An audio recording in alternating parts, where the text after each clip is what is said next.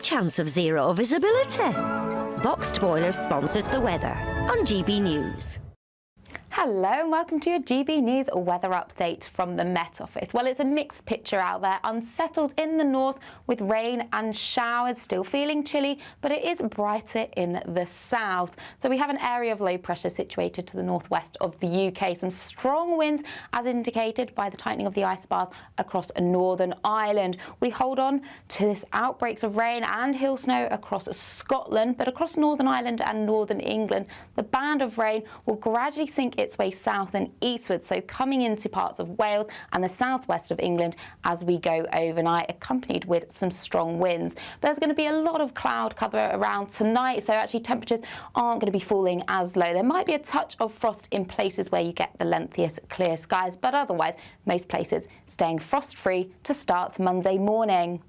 But we'll still hold on to a rash of showers, especially across eastern parts of Scotland first thing, dry and brighter across western Scotland and more so across Northern Ireland. For the vast majority of England and Wales, it's a cloudy note. The strongest winds across Wales and the southwest of England, perhaps even seeing some coastal gales here with further showers.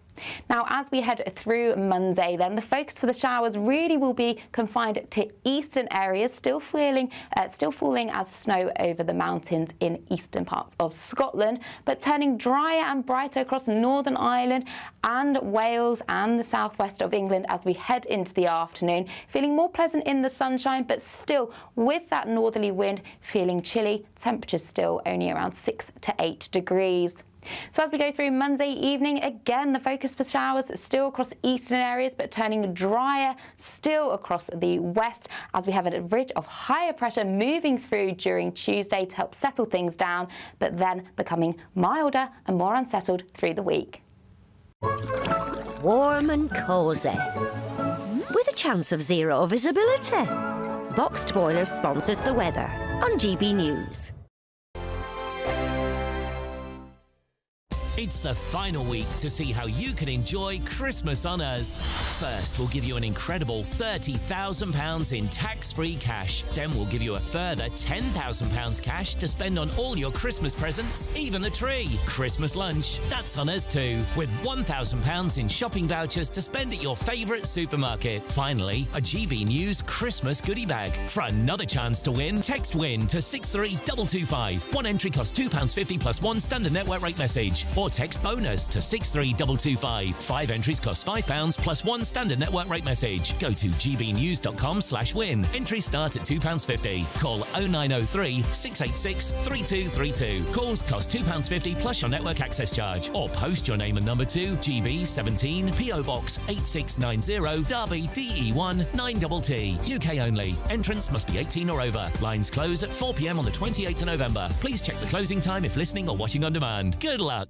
Westminster, the ultimate clique. And you're fighting like rats in a sack. But here on the Camilla Tominey Show, we ask the questions the establishment media is too scared to ask. OK, let me ask you a straight question, because I know you're a straight-talking politician. Whether it's net zero, illegal immigration or law and order, nothing is off limits. You had the power then.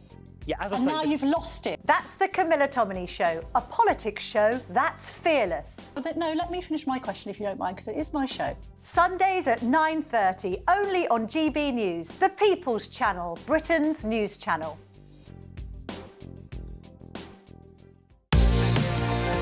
Mornings don't have to be tiresome, especially if you have the right company. Wake up to news as it happens, opinion and debate, and of course, a little bit of entertainment too.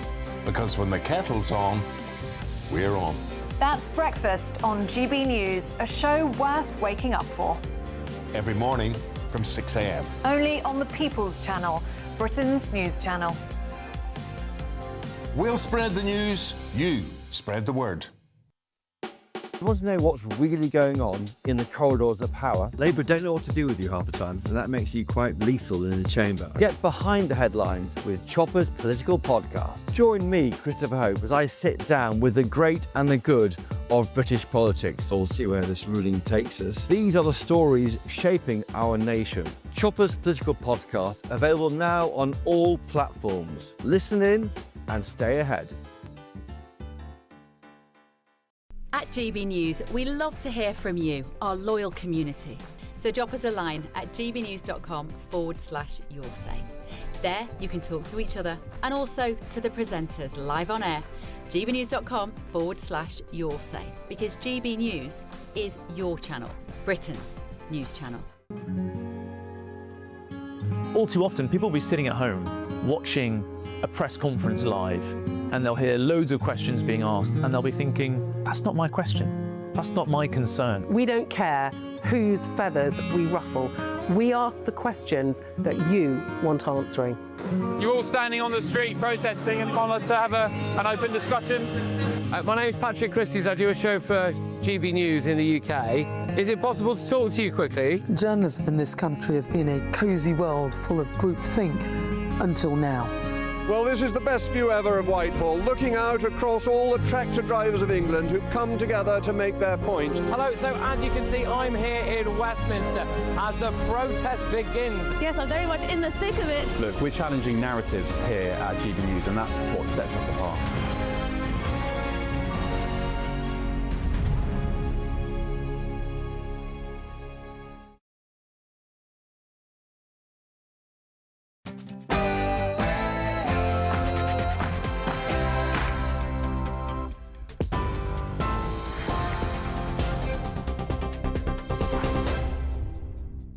Hello there, good evening. I'm Bethany Elsey with your top stories from the GB Newsroom at 6 o'clock. The US Secretary of State says good progress has been made during peace talks with Ukrainian delegates today.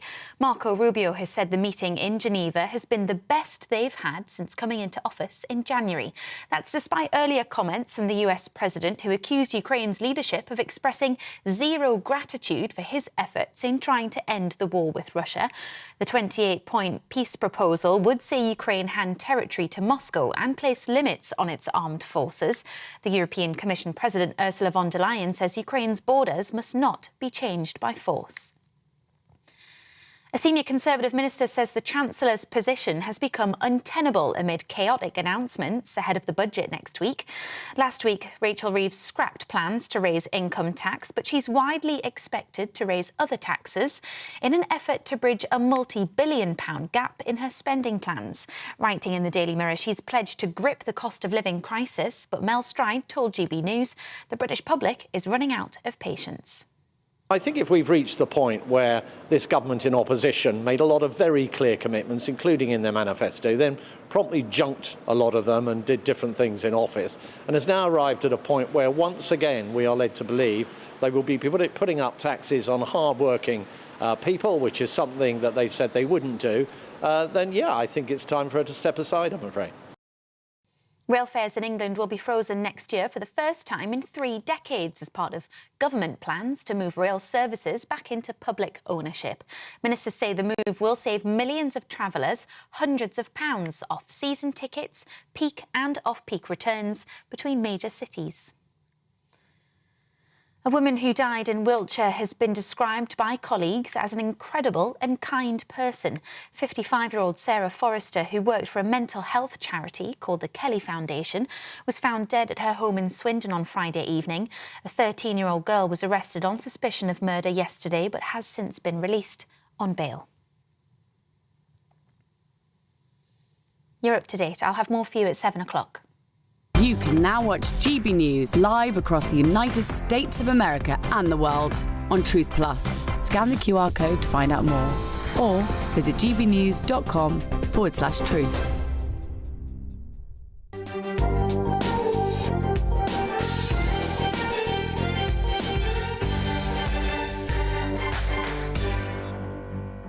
Good morning and welcome to the Camilla Tominey Show on GB News. As the Chancellor's budget looms large, the country waits with bated breath to see whether Rachel Reeves will break some manifesto pledges. Labour MP for Derby North, Catherine Atkinson, will join me. I'll ask her what the British people need to brace themselves for on Wednesday, and why does she think the Prime Minister and the Chancellor are the least popular in history, according to new polling. I'll also be speaking to Shadow Chancellor of the Exchequer, Sir Mel Stride. I'll get his budget predictions, and what does he make to that leaked poll which suggests the Tories would win just 14 seats at the next general election. That's 1-4. seats. The former head of the British Army, Lord Dannatt, will join me for an exclusive interview. He says that the UK is entering the most dangerous security environment since the Second World War, and our armed forces are, quotes, woefully unprepared for it. Also, what does he make of President Trump's plan for peace in Ukraine? We'll get further budget reaction from businessman and author of Return to Growth, How to Fix the Economy, Lord Moynihan.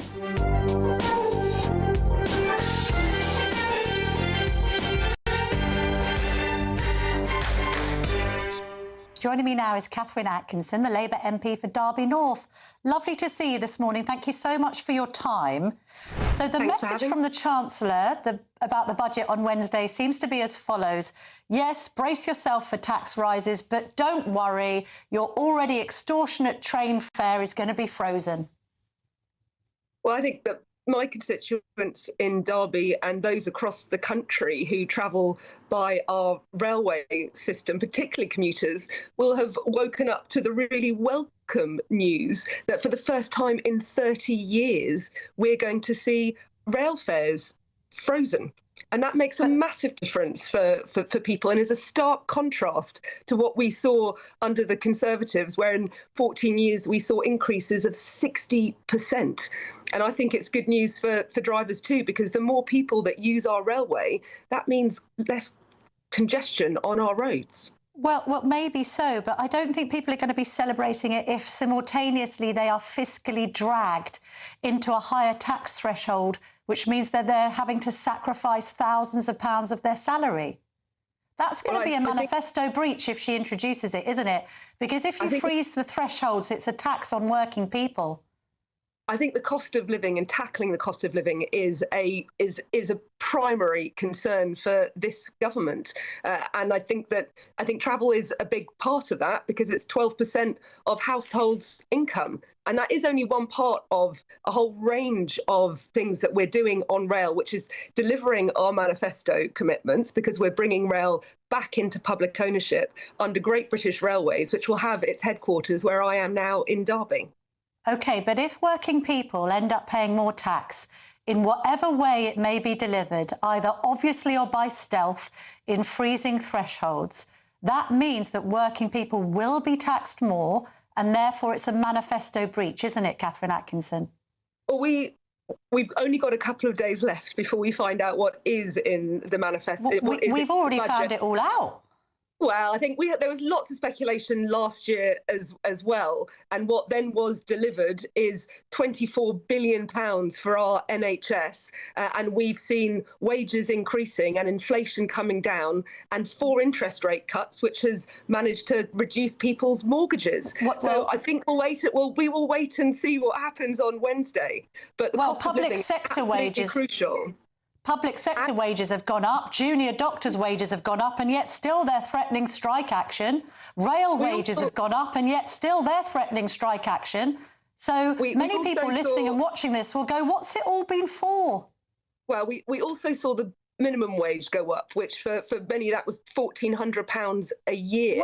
We saw wages go up 10 times. We saw wages go up more in 10 months than we saw in 10 years under the Conservatives. So to see wages going up, inflation coming down, does mean that people feel better off, and that's what we need to see more of. Do you know what else has gone up with the minimum wage? Youth unemployment. So in Derby North, you've witnessed a 15% rise in 18 to 24-year-olds claiming the dole. Youth unemployment is up to record numbers after the minimum wage was put up. So you're giving with one hand and taking away with another.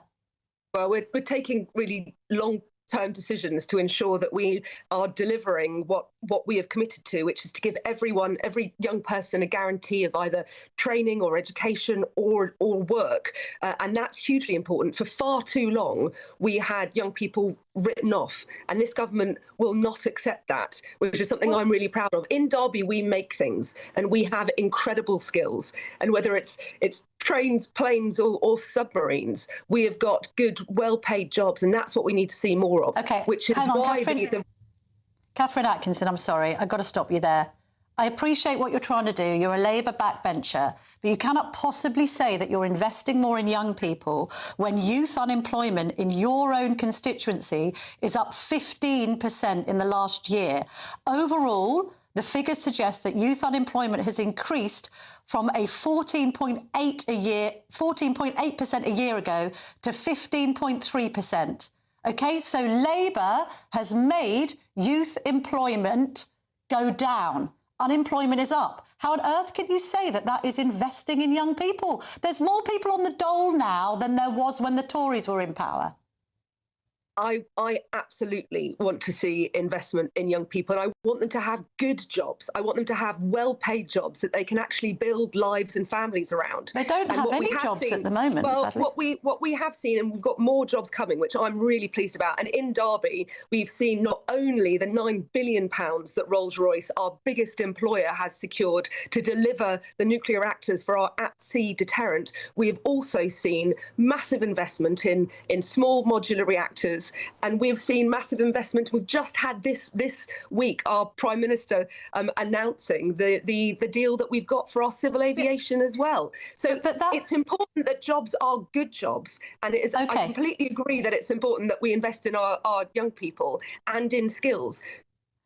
But that 50... Oh, you're frozen. Let's hope that you come back. College for construction. And that we need more of. OK, but this 15% increase in youth unemployment is absolutely the Labour Party's fault and not the Conservatives, isn't it? Because it's happened in the last year. It's happened in the last year. I am impatient for change. I'm probably one of the least patient people you will ever find. And sometimes things can take time to turn around. Right. But we're seeing really tangible investment in our city. We're seeing really tangible investment in jobs going forward. And I do want to ensure that our younger people are benefiting from the new apprenticeships and the new skills and the investment that our city is seeing. All right. A YouGov poll has put the PM and the Chancellor on the lowest approval rating of anyone in that post in history. Rachel Reeves at -57. That's lower than Kwasi Kwarteng. We then have a More in Common poll, which asked the following question, Catherine Atkinson. How much confidence do you have in Rachel Reeves to handle the British economy? Do you know how many percent said, I have a great deal of confidence in Rachel Reeves? I don't. But what I do know is that 4%. I have a great deal of confidence in Rachel Reeves. Why? Because only 4% of the British public do. Because I want to see us building in the foundations that we have seen put in place. And I am really pleased that for working people, we have seen those 5 interest rate cuts. I'm really pleased that we are seeing wages going up with inflation starting to come down. And I want to see even more growth that so much work is going into. We've had record investment. I want to ensure that everyone is feeling a part of that. And government spending is at a record high. Tax is at a record high. We've now got her announcing that she probably will scrap the 2-child benefit cap. So Labour cannot be taken seriously at all on trying to bring the welfare bill down, can it? She just can't stop spending. She's like a drunken sailor, isn't she, Catherine Atkinson? I definitely want to see investment, but Rachel Reeves has also been absolutely clear that we will not. We will ensure that when it comes to day-to-day spending, that will be paid from taxation, and that we will see debt coming down as a proportion of the economy. So you're confirming that we're all going to be taxed more. So we're all going to be taxed more to pay for Rachel Reeves' spending. I think that what is absolutely essential is that we continue to have the stable, unified government that we have seen to be able to continue to deliver our manifesto promises, because I want to see people better off. And in my constituency, we've seen one of our areas, Chaddeston West, which was completely ignored by the Conservatives, getting £20 million over 10 years. And those decisions will be decided by local people. It is about making sure that money goes to where it's needed. And I absolutely want to see opportunities for all people in my city. And I think that is what this government is trying and succeeding in starting to deliver. All right, Catherine Atkinson, we're running out of time, sadly, but I think stable and united government perhaps isn't the right word to describe a government that's now being challenged by Andy Burnham, Wes Streeting and possibly Angela Rayner. Very final, quick thoughts. We're running out of time. I think that it's much more fun for people to speculate. But when I haven't had a single Labour MP come to me and say they want to change leader, because we're focused on doing the job, and that is about delivering real change for working people. All right. Thank you very much indeed for your time this morning, Catherine Atkinson in Derby North there. Thank you. Coming up next, I'm going to be speaking to the Shadow Chancellor of the Exchequer, Sir Mel Stride. This is the Camilla Tominey Show, only on GB News. Lots more still to come, so please don't go anywhere.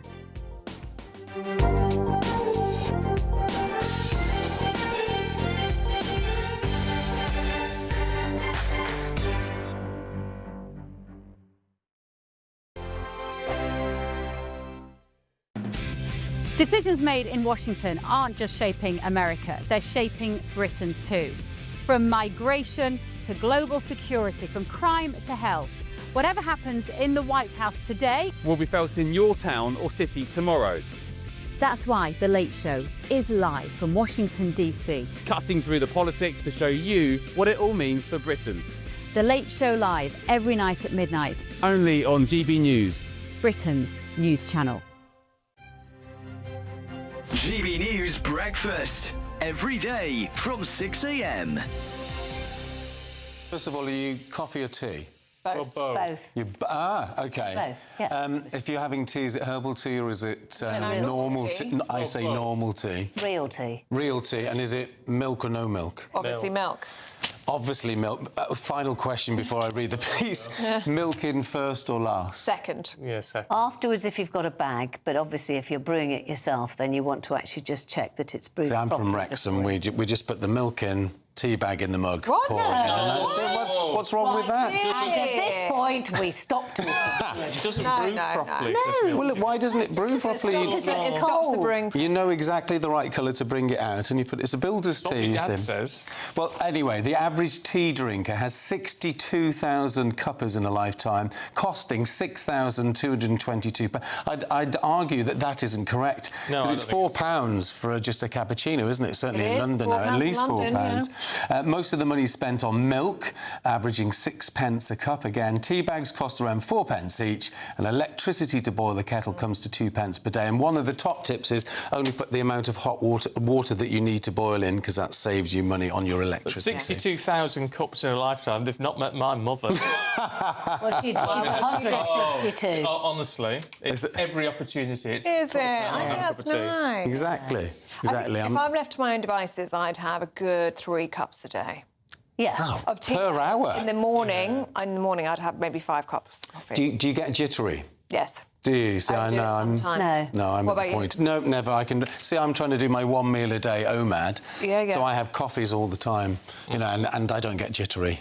I don't think. GB News, the People's Channel. Exciting news. Every Friday, my Patrick Christie's Tonight Show is going to have a twist to it. We're welcoming some special guests. You. That's right, on Fridays I'm going to be doing my show in front of a live studio audience, because this show is about you and what you have to say. It's going to be the same big debates, same big topics, same big opinions, but every Friday night at 9 p.m. you are invited to come on down to Patrick Christie's Tonight to be a part of the action. Only on GB News, the People's Channel, Britain's news channel.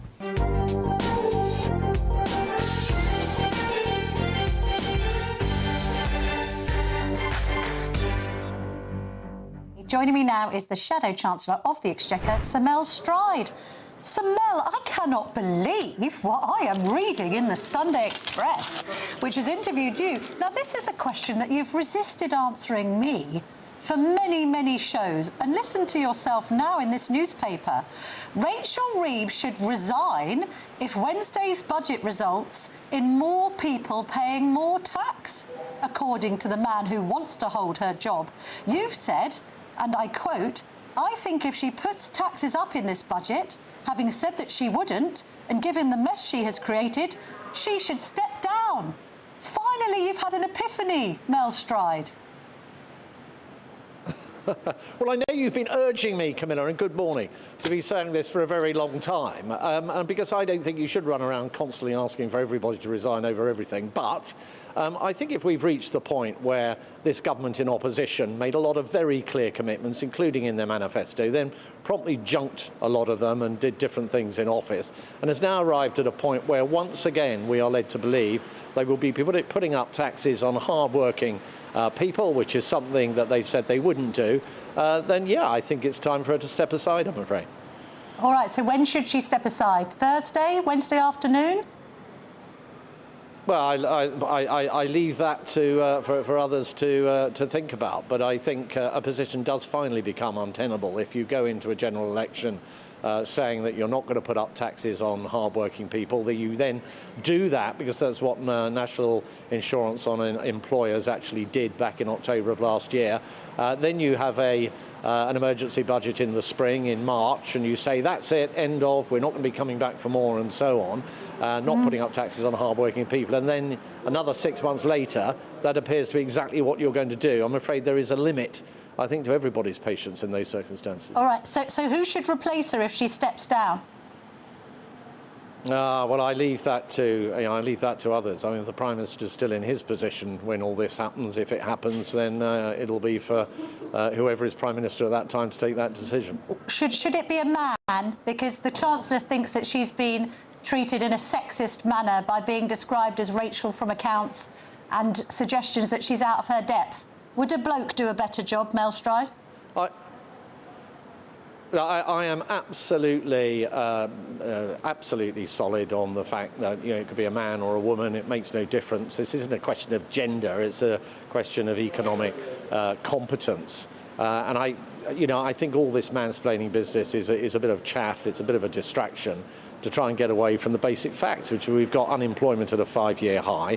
We've got anemic, flatlining growth. We've got inflation that's almost double the level it was under us, and we've got an economy that's in a very bad position, saddled up with debt, and we're paying 100 billion a year just on servicing that debt at the moment, and yet this government's going out and borrowing more money and spending more money and driving up inflation and putting us in a very precarious situation.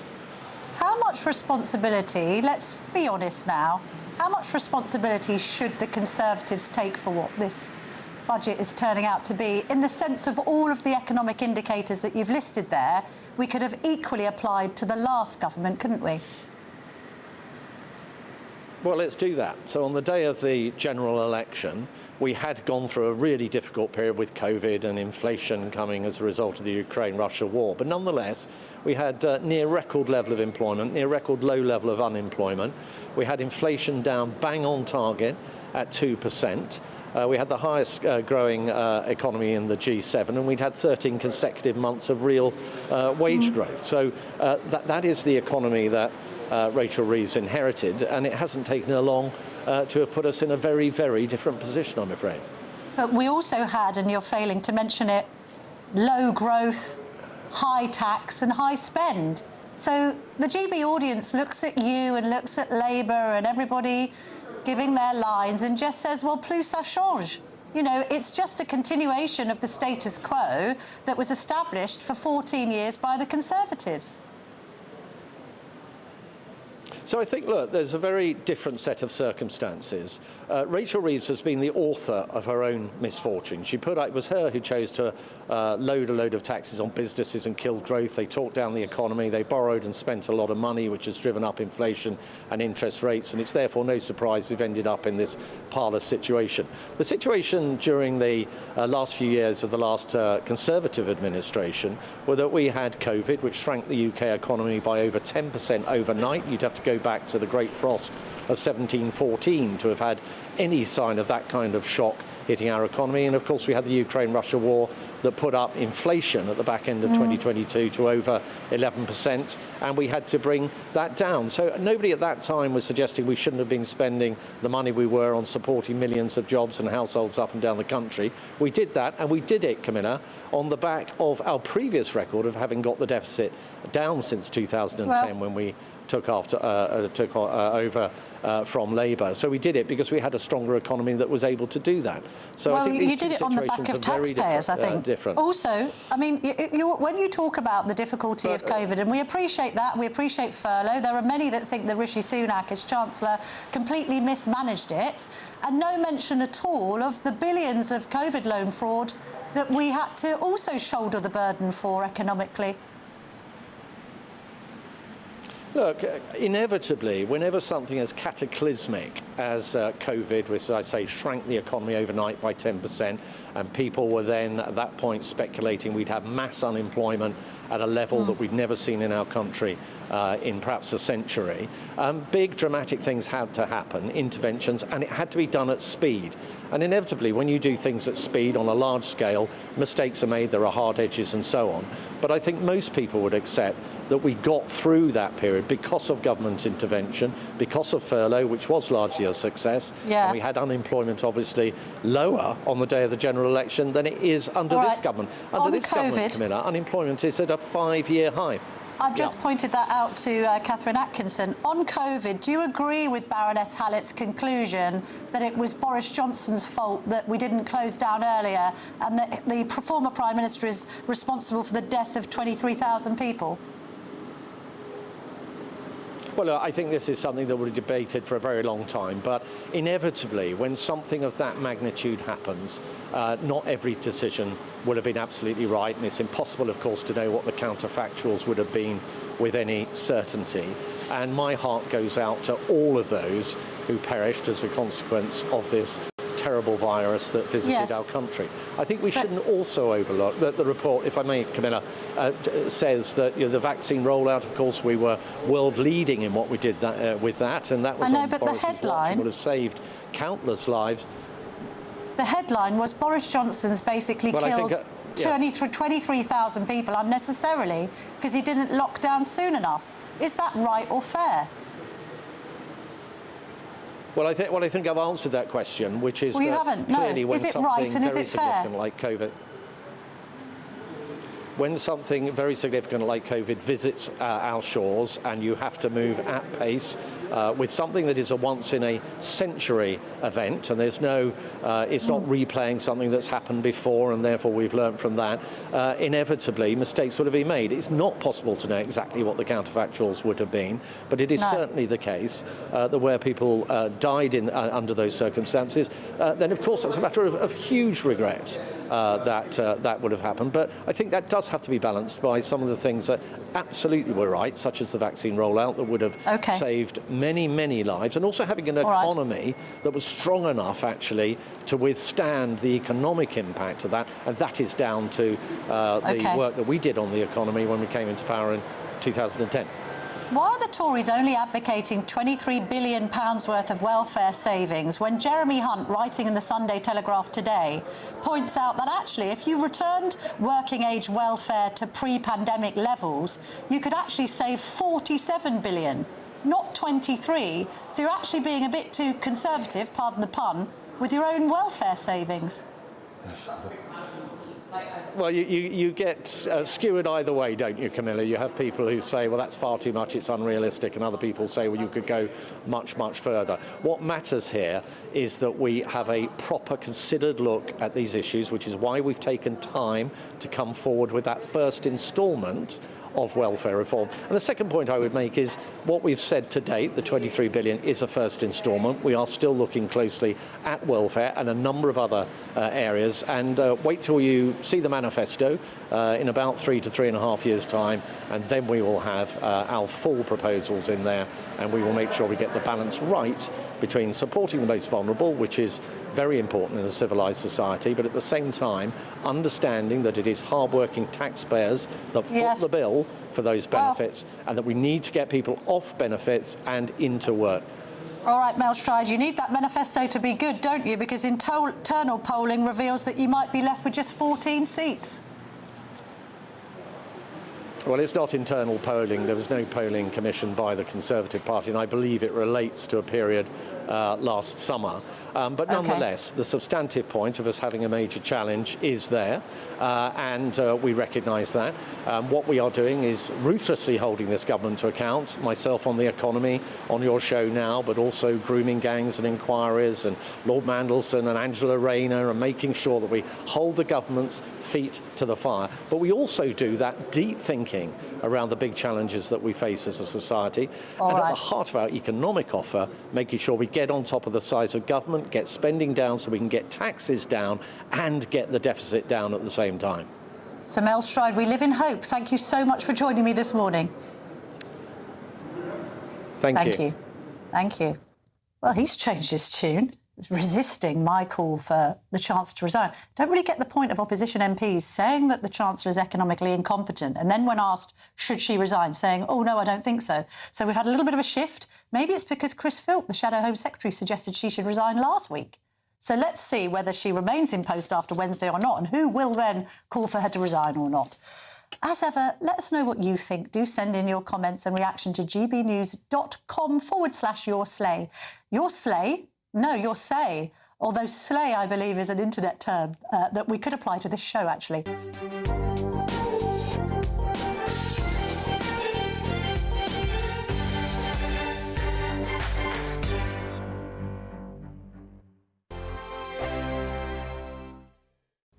Good evening and welcome to your GB News weather update from the Met Office. Well, it's a mixed picture out there. We have an area of low pressure moving south and eastward, so rain or showers for some of us, and it's still feeling chilly. So the area of low pressure is across the northwest, and it's going to gradually sink its way south and eastwards as we go through this evening and overnight. So any outbreaks of rain across Northern Ireland will sink their way into Wales, northern England, eventually towards southwest Wales and southern England, accompanied by a strong, brisk northwesterly wind, so coastal gales possible in the south. Further north, holding on to a lot of cloud, but the wind direction now coming in for a northerly. But for most of us, it's a frost-free start to Monday morning, given a lot of cloud cover and showery outbreaks of rain. So there are going to be some showers focused again across eastern Scotland, where they could be falling as snow over the mountains. Drier towards the west with some sunny spells. Best of the sunshine really across Northern Ireland. Dry here to start Monday morning. But across England and Wales, well, it's a cloudy but chilly start to the morning, with the strongest winds still across the southwest and into the English Channel. So as we go through Monday morning and into the afternoon, most of the showers across the southeast will clear their way through. Best of the sunshine across Northern Ireland, into Scotland and eventually into parts of Wales and the southwest as the cloud breaks. Then the focus for the showers really confined to eastern areas, still falling as snow across eastern Scotland. It's going to be feeling chilly out there. We hold on to more of a northerly wind, but feeling more pleasant across Northern Ireland. That leads to a cold start to Tuesday morning, especially in the west, but we actually have a ridge of higher pressure. So for most on Tuesday, it's largely fine and settled. A few showers still running down the eastern coast. Now, as we go Wednesday into Thursday, it's actually turning milder and more unsettled after a cold start. That's all from me. Bye-bye. Hi, I'm Michelle Dewberry, and my show is your opportunity to cut through all the noise and dive in headfirst to some robust debates. Ideas clash. Situation, isn't it? No, because the failure is you're deliberately avoiding my point. Nothing's held back. And if you think this is the end of it, wait for more. And we do not shy away from the difficult stuff. Sometimes I want to shake people and say, if only you understood. So join me on Dubes & Co. weeknights at 6 p.m, only on GB News, Britain's news channel. Mornings don't have to be tiresome, especially if you have the right company. Wake up to news as it happens, opinion and debate, and of course, a little bit of entertainment too. Because when the kettle's on, we're on. That's Breakfast on GB News, a show worth waking up for. Every morning from 6 a.m. Only on the People's Channel, Britain's news channel. We'll spread the news, you spread the word.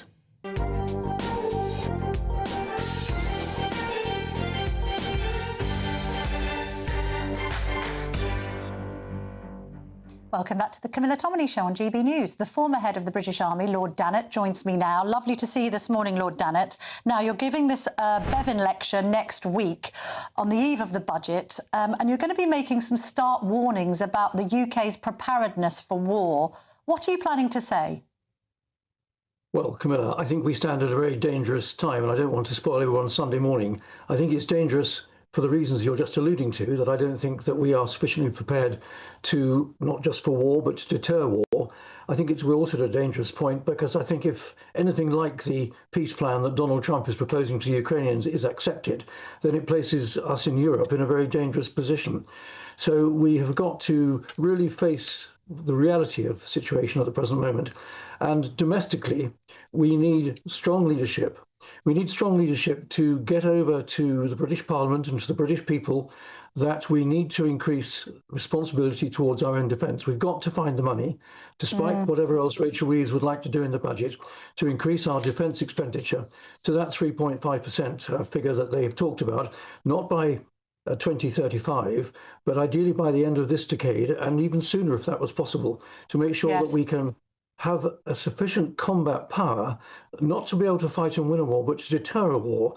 And frankly, Vladimir Putin, if he gets anything like the peace agreement that Donald Trump appears to be forcing President Zelensky to accept, places us Europeans in a very difficult position. Well, I was just having a look at my notes here just to find out exactly what John Healey, the Defence Secretary, said last week in response to the news that there had been that Russian Yantar vessel in UK waters. And the suspicion is that they are trying to track our own underseas cables. And they carry more than 90% of all communications between the UK and the rest of the world. Now, John Healey said in a direct message to Russia, Lord Dannatt, and its leader, Vladimir Putin, "We see you, we know what you're doing, and if the Yantar travels south this week, we are ready." But you're saying we're not ready. Well, we might be ready in the narrow tactical sense of knowing where that Russian spy ship is and what actions we might take locally to deter it. And of course, such local actions, if they were robust enough, might well have a significant effect and send a significant message to the Kremlin. But in the widest sense, we're not ready. Keir Starmer, who is doing his best as our Prime Minister to work with other European leaders to bring some cohesion to Europe over the issue of Ukraine, has talked about leading a coalition of the willing. That's fine, but is it a coalition of the ready? And I think the answer has to be no. And if, as is possible, President Zelensky does not go along with the Trump peace plan, such that Trump says, well, frankly, Ukraine and you Europeans, you can go your own way, and we Americans are going to take less interest in Europe, then the emphasis comes much more on us Europeans having to protect our own security. And you can't get away from the fact that security comes from expenditure, and this country, amongst other countries, has got to rapidly increase its defence expenditure to make sure we've got the military capability in space, in the air, on land, at sea, under the sea, to make sure that we can deter future aggression from Russia. I mean, you mentioned that Russian spy ship. Yes, of course, it's examining the undersea cables. And we're very vulnerable as a nation, and we are an island, which is a strength, but it's also, as an island, it's our vulnerability. So much of our communications, our supplies come across the sea, but come from under the sea as well. So there are many issues that have got to be faced. And we need strong leadership and a commitment to defence expenditure being increased. Frankly, I'm not holding my breath to see what's going to happen in the budget on Wednesday. But I hope that there will be a significant outcry if there is not new money put into defence on Wednesday, that this must be addressed in the future and addressed very quickly. You believe that the current government trajectory risks a preparing to fight a war in 10 years that could come within 5. Can you explain what you mean by that, Lord Dannatt? Because I think, you know, there are commentators in the papers today, including somebody like Peter Hitchens, who says this is all very hysterical. Let's be honest, the Russians haven't managed to take Kharkov, and that's 10 miles from the border. And between us, the Europeans spend 3 times as much as the Russians on defence. So this is actually unnecessarily scaremongerish. Well, Peter Hitchens and I often don't agree on things, so I hear what you say, hear what he says. But the fact remains that We don't want to have a military large enough to be able to fight and win a war against Vladimir Putin, but we do need to signal to him that we take our own security very seriously and that he can see that we've got a military capability across all the environments that is sufficient to deter. Now, why various commentators say there is a danger that we might have a conflict with Russia by the end of this decade as opposed to sometime in the next decade is that if there is anything like a ceasefire, whether it's a good one or a bad one, in Ukraine anytime soon, this is going to give the opportunity for the Russians to reconstitute their military forces and to press somewhere else. They might not decide in the short term to press against Ukraine, but Vladimir Putin, his strategic objective has always been to split the cohesion of NATO, to split the cohesion of the West. So he might choose to probe in the Baltic states, he might choose to probe somewhere else along the border that other countries have with Russia, in order to test the strength of Article 5 of the North Atlantic Treaty. An attack on one is an attack on all. And if he presses, let's say, against Lithuania, and there is no response, he'll be achieving great success in his own mind because he's driven a wedge into the heart of the cohesion of NATO. That's what we have to absolutely ensure, that we stand together, that we accept that America is going to play a less significant part in European security. And nevertheless, we must keep America involved, but us Europeans have got to step up to the plate and replicate and replace the capabilities that the United States is currently providing NATO and the collective security of Europe. Is that one of the dangers of this peace deal that's being thrashed out as we speak, Lord Dannatt?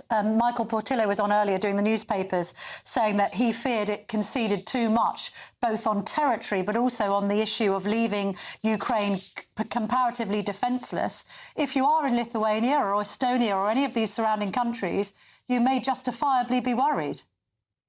Well, yes, I think that is right. I think that the particular difficulty here is Lithuania or the Baltic states are NATO members, and therefore they are bound and helped by the collective agreement in Article 5 of the NATO agreement.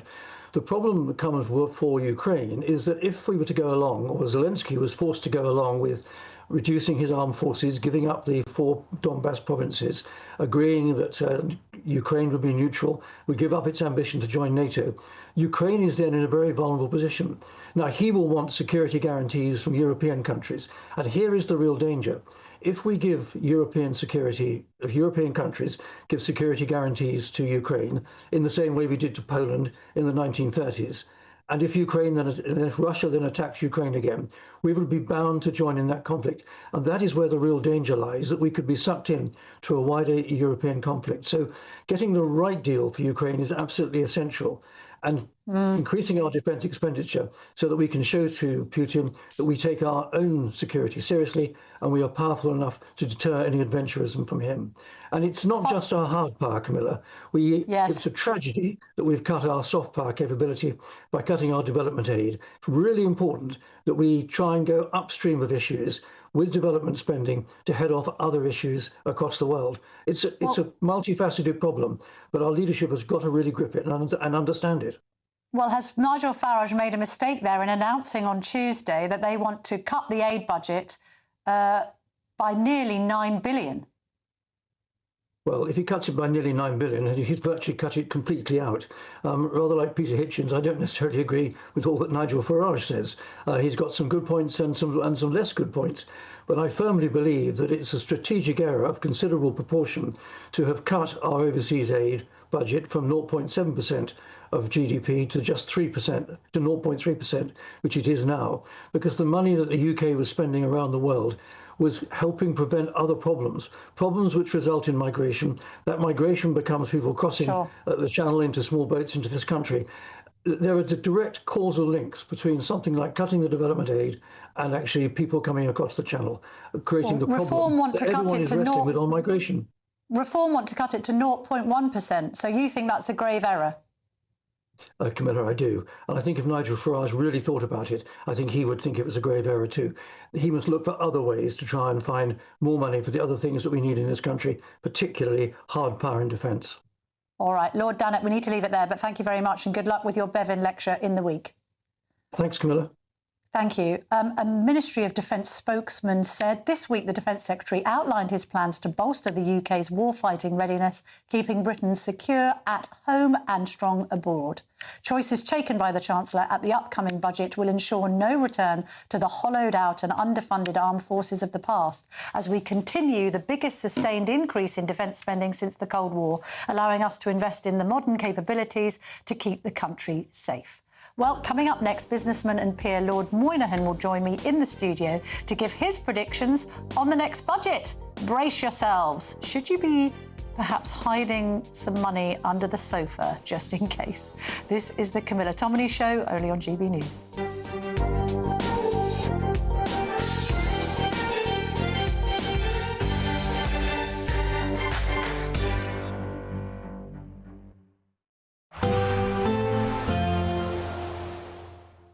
Can't wait to get in that sea. Lovely and warm. Just like the feeling of having great travel insurance. All Clear Travel Insurance sponsors GB News travel destinations forecast. The unsettled weather continues across the central Mediterranean. Heavy rain and thunderstorms expected here. Some areas could even see a month's worth of rainfall in just a few days. Mostly dry and settled across Madeira, but many areas of northern Europe are going to see a very unsettled day on Monday. The poorest of conditions likely across Italy and around the Adriatic coastline. Some heavy showers and thunderstorms here. Still a mix of sunshine and showers into next week, with the best of the temperatures across Tenerife. All Clear Travel Insurance sponsors GB News travel destinations forecast. Britain's economy is at a crossroads. And this budget day, every decision counts. From taxes and rent to the cost of living. Whatever the outcome, the GB News family will be there. With expert analysis breaking down what it means for you. Budget day, all day Wednesday. Only here on the People's Channel. Britain's news channel. Bold. They are under no illusion. Ray. Are you a human trafficker? Boundless. I've had enough of the nonsense, and I'm not afraid to say it. Don't get this on the BBC. Every weeknight, I tear through the headlines. The smell of gasoline. Should we be worried about it? From Westminster madness to cultural war chaos. What I'm going to do now, they are throwing things out the car as we speak. Get ready, Britain. Here we go. Patrick Christie's tonight, weeknights from 9 p.m, only on GB News, Britain's news channel. Hi, I'm Michelle Dewberry, and my show is your opportunity to cut through all the noise and dive in headfirst to some robust debates. Ideas clash. Situation, no, isn't it? No, because the failure is you're deliberately avoiding my point. Nothing's held back. And if you think this is the end of it, wait for more. And we do not shy away from the difficult stuff. Sometimes I want to shake people and say, if only you understood. So join me on Jubes & Co. weeknights at 6 p.m, only on GB News, Britain's news channel. Mornings don't have to be tiresome, especially if you have the right company. Wake up to news as it happens, opinion and debate, and of course, a little bit of entertainment too.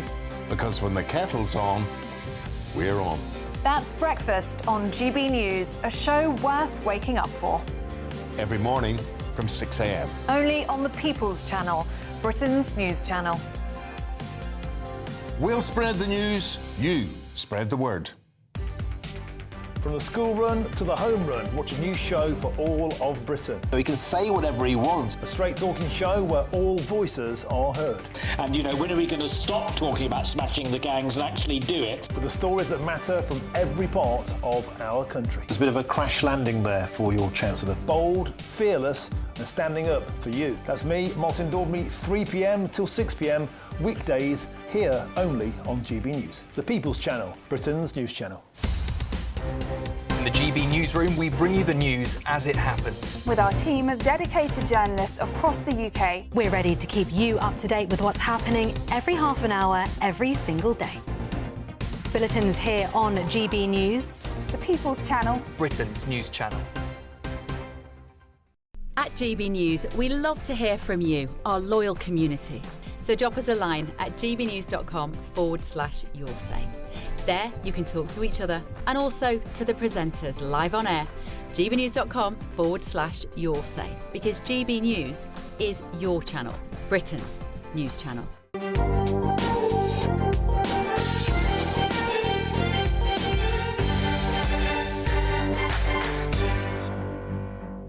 Welcome back. The businessman and Conservative peer Lloyd Moynihan joins me now. Very successful businessman in his own right.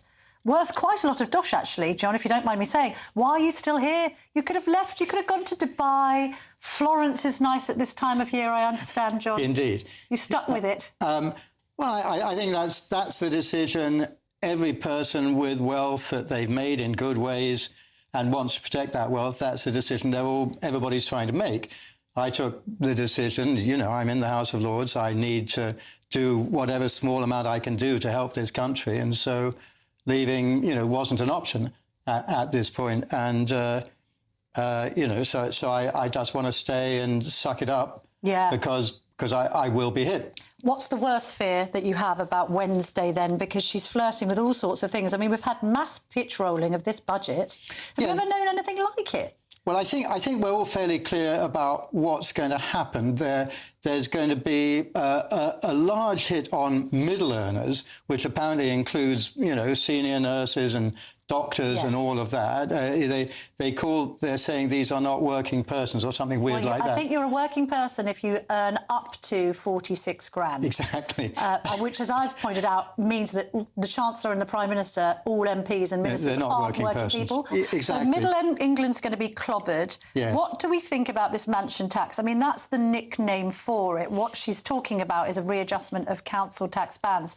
Although I did have a correspondent, thank you to that person who contacted me in the week, having watched my GB News show last week, saying you've got to be particularly careful in the north if you're tinkering with council tax bands, because actually lower value homes end up falling into the Fs and the Gs and the Hs. Absolutely. Apparently. So this hasn't been very thought through, has it? And what's more, if you get down into London, you've got people who are now retired who bought their house for a very low amount in the 70s or so. They might have paid like £10,000 or £50,000, and now it's worth £1 million. And they haven't got any income. So basically you're saying to all those people living retired in the house they bought when they were working, you're going to have to sell your house because you won't be able to afford this increased band, and you're going to have to move out of where you've lived for most of your life. So there's going to be a significant migration. But here's the problem. Nobody's buying these houses. No. There is a complete strike on house buying in London right now. If we've got inheritance tax also being clobbered, and we have everything that's gone on with farms and indeed inherited businesses, actually the only feasible way to solve generational wealth issues, whether you live in a mansion or whether your parents or grandparents bought their council house back in the 80s, is to pass on your home to your children. Yes. We hear that children aren't saving for pensions, teenagers, 20-somethings. They don't have enough spare cash, barely have enough spare cash to live. Therefore, if you're going to clobber property, you're actually adversely affecting the young eventually. It sounds like you're affecting boomers, but you're actually affecting the generations down, aren't you? Well, at the highest level of abstraction, if we go back, we know what you have to do to get the economy going. You have to cut what you're spending, and they have to cut their spending by about a third. They can't do that, John, because it's mean. It's austerity. It's mean, but more importantly, they won't get re-elected. But they're not going to get re-elected anyway, so it would be great if they could just do the nation one great big favour by really addressing these issues, rather than sort of trying to, you know, put bonbons on a really disgusting tasting cake. Yes. The reason that this budget is allowed to be such a dog's dinner is because the OBR apparently are saying that the economy is going to grow faster than we thought it was going to. Yes. And therefore they say, oh, well, by 2029, Rachel, you're going to have lots of money so you can afford to give away money and you don't have to... Is she going to have a lot more money? No, of course not. The OBR has been wrong over and over again in predicting growth. Why are we still listening to the OBR? It's a very good question. If the OBR is saying we're going to get more growth, I don't know what mushrooms they've been eating, but maybe we should ask for some. Where do they think that the growth is derived from? More public sector pay increases? Well, you do have a thing which Doug McWilliams called the flat white economy, which is a bunch of techie people around Shoreditch, London, the South, who are actually doing very well. And you can't say nothing in the British economy is going badly. The tech bros are doing quite well. I know, but we could do with a big tech bro, couldn't we? I mean, we could do with an Apple or a Meta or whoever. Indeed. And of course, we are encouraging companies to move abroad, to list in New York. Nobody wants to list here. If you list here, you have to have an ESG and a DEI statement saying how you're saving the weather and how you are doing equality and sustainability and all of that stuff. And you have to report to the stock exchange every year about how you're doing that. Now, if you had a company and you were thinking of listing it, or I did, and you were told, well, why don't you list in London? You can do all these wonderful things. You say, thanks, I'll go to New York. Regardless of whether you're a prince or a pauper, is there anything anyone can do to insulate themselves against the horror that may be wrought on November the 26th? It's kind of a bit late. I mean, sell your house. If you try to sell your house, you certainly won't sell it by Wednesday, but you may not sell it at all. A lot of people are leaving just in case there is this exit tax, but I don't think there will be. Maybe the only solution, if train fares have been frozen, is to perhaps just get a ticket to the seaside, have an ice cream and take stock. John Moynihan. Or failing that, maybe you could lend us a few bob if we're really hard up. John is looking at me with a degree of scepticism there.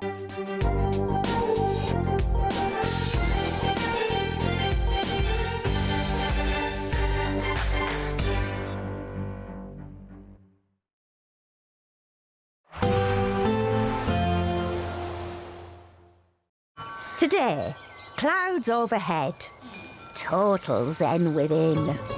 Boxed Solar sponsors the weather on GB News.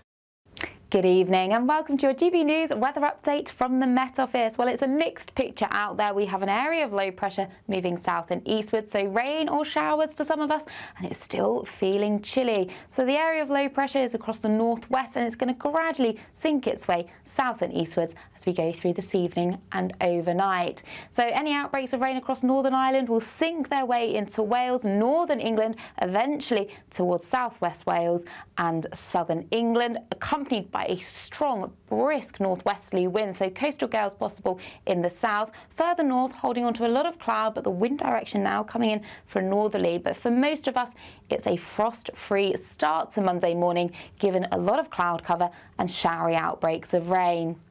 So there are going to be some showers focused again across eastern Scotland, where they could be falling as snow over the mountains. Drier towards the west with some sunny spells.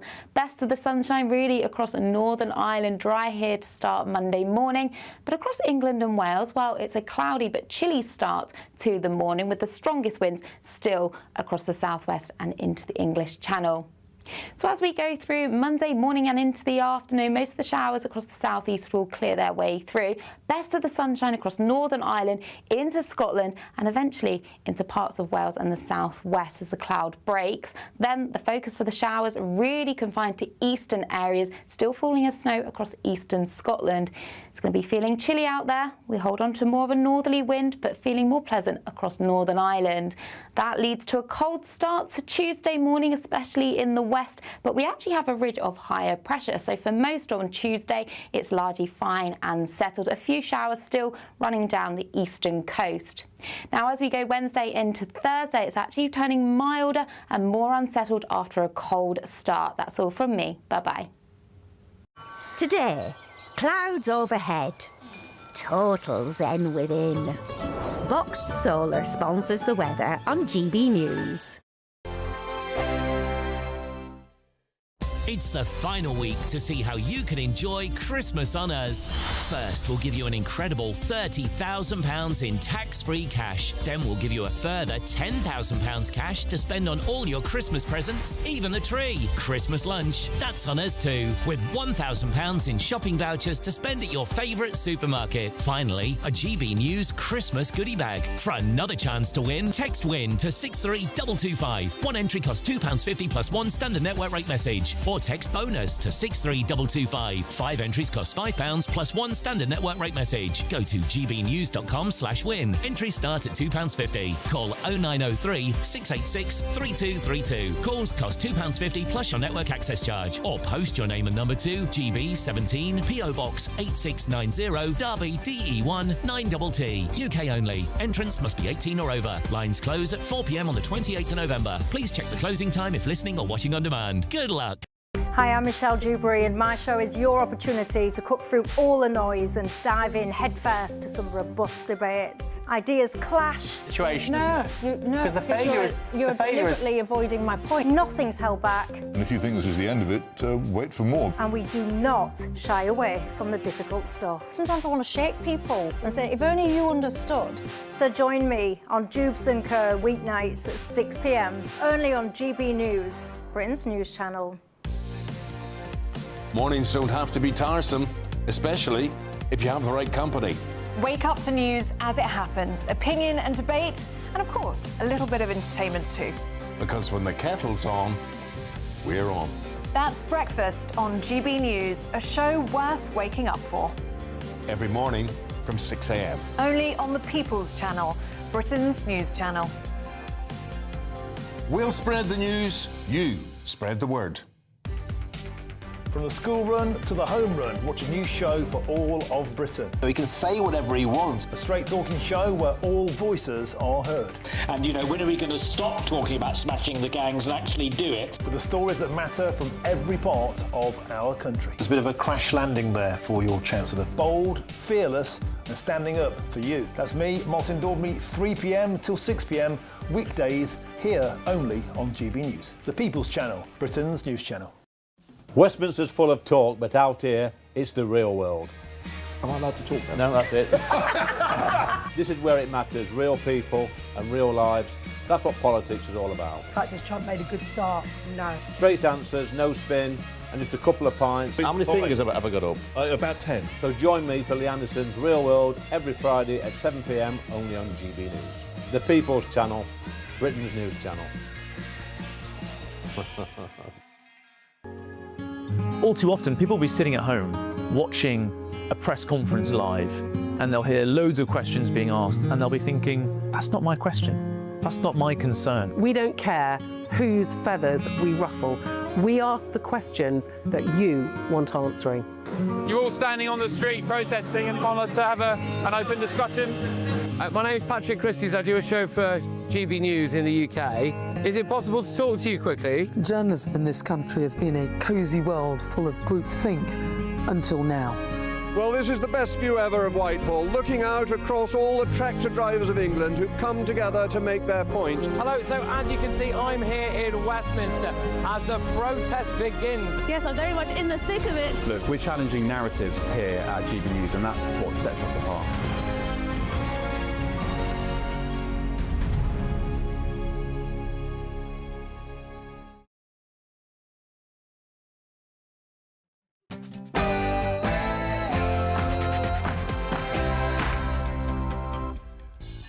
Good evening, this is Free Speech Nation with me, Josh Howie. On the show tonight, the UK's COVID inquiry is under fire after its latest report appeared to endorse faster, earlier lockdowns. Plus, hundreds of children, some just 10, are set to receive puberty blockers in an NHS-backed study. And CPS sparks outrage by appealing the Quran-burning case, raising free speech fears. Also on the show, Olympic swimmer Sharon Davis launches the Women's Sport Union with yachtswoman Tracy Edwards. And Israeli football fans were banned from a Europa League clash with Aston Villa. But now the Dutch authorities, who flagged them as high risk, are contradicting the evidence. Also, a pastor's Bible verse lands him in legal trouble. John 3:16, love, faith and eternal life. But police say it could be hate speech. And we've got comedians answering some crazy culture conundrums from our live studio audience. But first, the news with Bethany Elsie.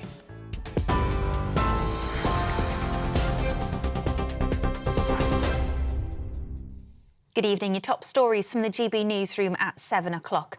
The US Secretary of State says good progress has been made during peace talks with Ukrainian delegates.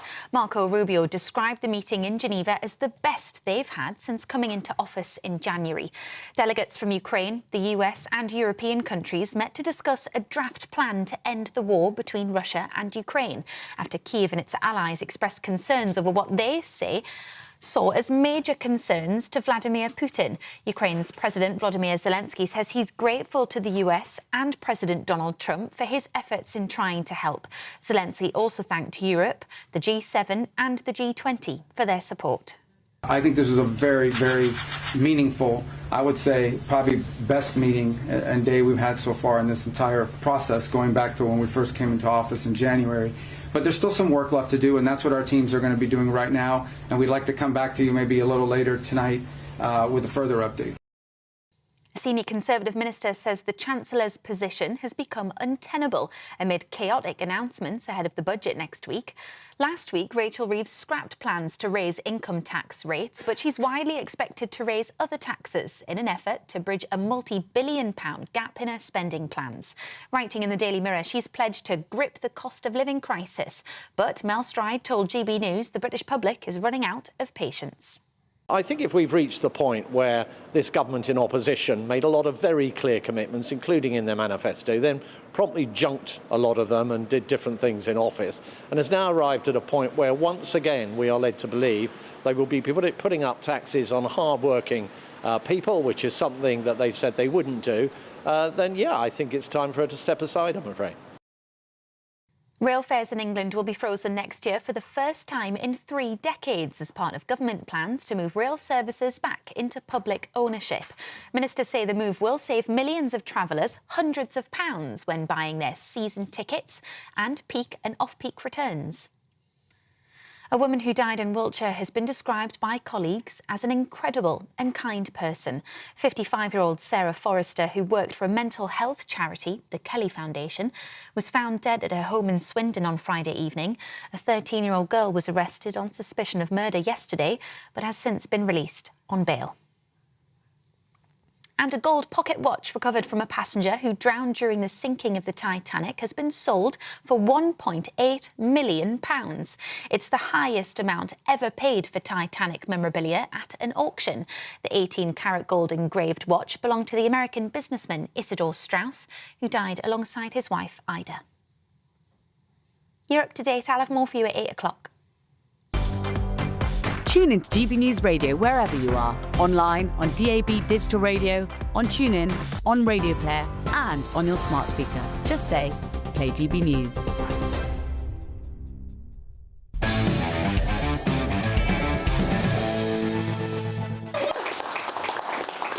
Welcome to Free Speech Nation with me, Josh Howie. This is a show where we cast our gaze across the spectrum of culture, current affairs and politics, doing our best to bring a bit of common sense to that which has become senseless. We have got a packed show, as always, so let's get straight into the madness. The UK's COVID inquiry is under fire after its latest report appeared to endorse faster, earlier lockdowns. Critics argue the 760-page document ignores the wider harms of restrictions, from economic damage to missed medical diagnoses, and instead claims that imposing lockdown a week sooner in March 2020 might have saved 23,000 lives. The report's conclusions have sparked renewed debate over whether nationwide lockdowns should ever be used again, with concerns that future governments may feel pressured to act earlier and harder despite the social and economic costs. I am now joined by the Director of the Academy of Ideas, Baroness Fox. Welcome to the show. Thank you. I think, first of all, a lot of people are suffering from COVID fatigue, but this report is important because it sort of lays out the framework by which we would respond again in the future. And it seems to be what this report is saying is just lockdown and lockdown quicker. Yeah, I mean, I think this is Free Speech Nation, and I think sometimes free speech issues are about what's omitted from a discussion. So this was an inquiry into what happened in lockdown, and it didn't ask whether lockdowns work. I actually think that's a bit of an error. I mean, inevitably, we don't ask, well, do they work? Do a comparative study with what happened in other countries. Like Sweden. Sweden being the obvious one. But, you know, more draconian places like China. You know, what happened around lockdowns? So don't do that. And there is no attempt at going more into what is a broader cost of lockdown. I think a cost-benefit analysis would say that only looking at it through the prism of the virus, they didn't look at what the costs are of closing down the whole of society, stopping everybody having any kind of social existence, stopping people going to work, closing down schools, all of these things, they were costs. And actually, most of those things had no impact whatsoever on the spread of the virus, but they've had a huge impact on the economy, on people's psychological coping. I mean, look how many, I think there's hundreds of thousands of young people who now don't go to school because that contract was broken. They were told you don't have to go to school. You know, and all those decades, centuries telling kids going to school is really important. You can never miss school. And they say, well, I'm ill. You can't miss school. Then you suddenly say you can now miss school because somebody thinks that you might be the cause of somebody else getting ill. So it changes everything. And also people are now not in work, not in employment, not going into work. People are just saying, well, I don't want to go to work. A lot of people on the sick. These are consequences. We're about to have a budget on Wednesday. There is a huge, huge, huge economic cost that was made by closing down the economy, the cost of furlough, but also just stopping production. And so they're the kind of issues that you would have expected to have been discussed. Sorry, I think someone's got COVID over there. and what's interesting, what's interesting about that is we now laugh.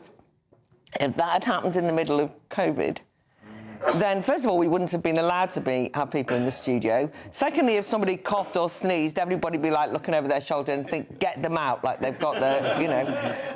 And also, there would have been a kind of panic reaction. And one of the things I think that's very important for free speeches is to acknowledge that during that period, there was the shaping of the narrative. And this inquiry is meant to look at governance, and what they don't look at is the whole way that the nudge unit, try to psychologically manipulate the public so that they would be in a state of fear, so that they would stay at home, brought in rules which they knew made no sense scientifically, and also there was explicit censorship. Anyone who argued or even asked questions on social media, you know, you'd either get that thing up saying COVID misinformation, or there was explicit censorship. Somebody like Matt Ridley, who was in the Lords at the time, he actually wrote and suggested and did a big investigation into the fact that possibly the virus started in Wuhan in China. He was attacked. His reputation ruined, well, not ruined at all because he's still got it, but they tried to besmirch his reputation, said it was misinformation, disinformation being put forward by the Russians. It was xenophobic because it was anti-Chinese. Guess what? It now appears that the virus started in a lab in Wuhan, and he was right. But the impact of the state actually actively working with social media companies to keep their eye on and monitor and use surveillance against what ordinary citizens locked at home were actually asking awkward questions and to demonise anyone. Well, we know this is a kind of playbook that anyone who's interested in free speech will be thinking, oh, that sounds familiar, and the state did it to us during that lockdown. Not a word in the inquiry. Because the inquiry's cost about £200 million. It should be pointed out, this is Module 2 of 10, so they are going to explore other issues further on in terms of the impact on kids. But because this is about health, as you rightly point out, there are other factors that go into people's health, including the funding, for example, of the NHS. Now, if we're paying before 2020, I think it was about 40 billion on the interest, and now we're paying nearly 3 times that. Of course, that's less money for things like the NHS. So do you think that this report was a missed opportunity to actually widen the scope still within that health remit? Totally, because, you know, think of what the headlines have been this week. The headlines have been that because Boris Johnson and Dominic Cummings and the atmosphere was toxic at number 10, and that we didn't lock down a week early, 23,000 people unnecessarily died. That's what they say. And this is on modelling that isn't that's proven. what I was going to say. Yeah, sorry. Then we actually read the small print and you think, oh, that's based on modelling. The same modelling that actually said that if Sweden deployed voluntary kind of restrictions, there would be mass death. I mean, it was like scary. What the same modellers from Imperial College, that's the science. The other thing about health is, COVID wasn't the only game in town. People carried on getting cancer. People carried on having heart problems. And we know that the NHS was completely shut off from people with other illnesses. The elderly, who we were supposed to be protecting, not only got COVID because the misgovernance ended up putting people with COVID into care homes, but then they were shut off, completely cruelly deprived of any contact with their family or friends. And obviously their health hugely deteriorated. People often died lonely, totally isolated, not seeing anyone they loved. And there was no scientific or medical proof that would have caused any harm to the health of the nation. Let alone the children, just let me say. Children closing down the schools, terrible. Absolutely. And look, I've only got you for a few more minutes, so I want to move to something just a little bit more light-hearted and fun. Let's talk about the assisted dying bill. So that's what's taking up your time in the House of Lords. Totally, yeah. Now, one of the Conservative MPs who supports the bill at PMQs this week basically said or implied that the House of Lords is kind of delaying it or trying to stop it. What would you say to that? Just keep your eye on this bill. It's a private member's bill. It's come through to the Lords. Remember, I'm one of those baronesses who think that the Lords should be abolished, right? And it's an unelected chamber and so on. But whilst it's there and I'm there, the point of the Lords is to scrutinise legislation. This legislation is not fit for purpose.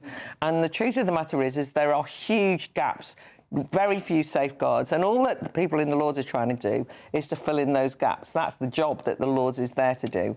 And I do think, again, it relates to free speech. There's an attempt at demonising people in the Lords who are genuinely interested in saying we should at least ask questions about a fundamental bill that will change the nature of the relationship between state and its citizens. It can kill them.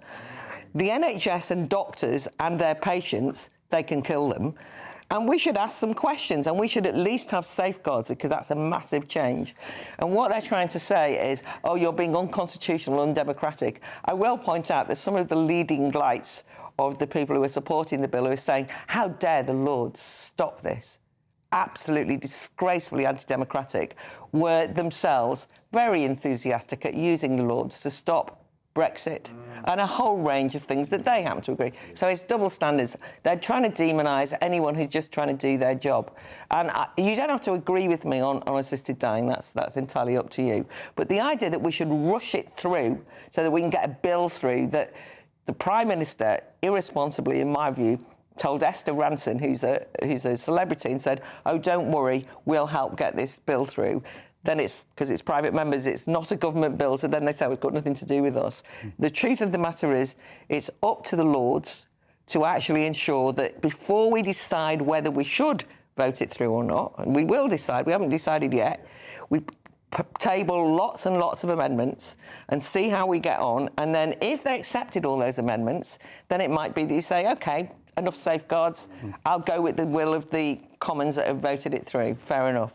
So far, when we haven't discussed that many amendments, Lord Charlie Faulkner just says no, no, no, no, no, and then goes on telly straight afterwards and says these people are wreckers, filibustering, anti-democratic. And you think, why don't you take one of the amendments, like I argue for amendments, why don't you actually stand up and argue against my amendment? Like making it a limit to 25 instead of 18? Yeah. Although I'm going to argue against that, even though people who, so you whatever the amendments are, you should take the amendments content-wise and argue for them. This is basically a period of no debate, where the people who don't like what you're saying try and close down the debate. And as we know, this is Free Speech Nation. The more debate you have, the better. And you, members of the public who are watching, people in the audience, keep an eagle eye on what's happening in the Lords on this issue.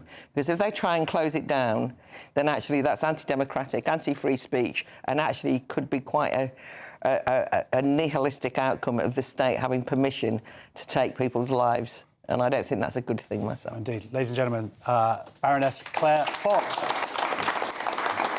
As ever, let us know what you think. Send in your comments to gbnews.com/yoursay.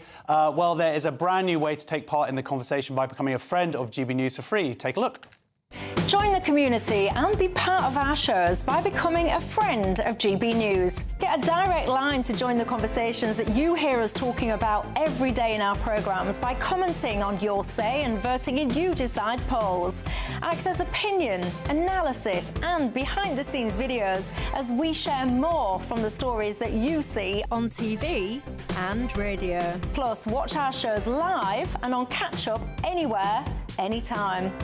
If you love our channel, become a friend of GB News for free by scanning the QR code or going to gbnews.com/friend.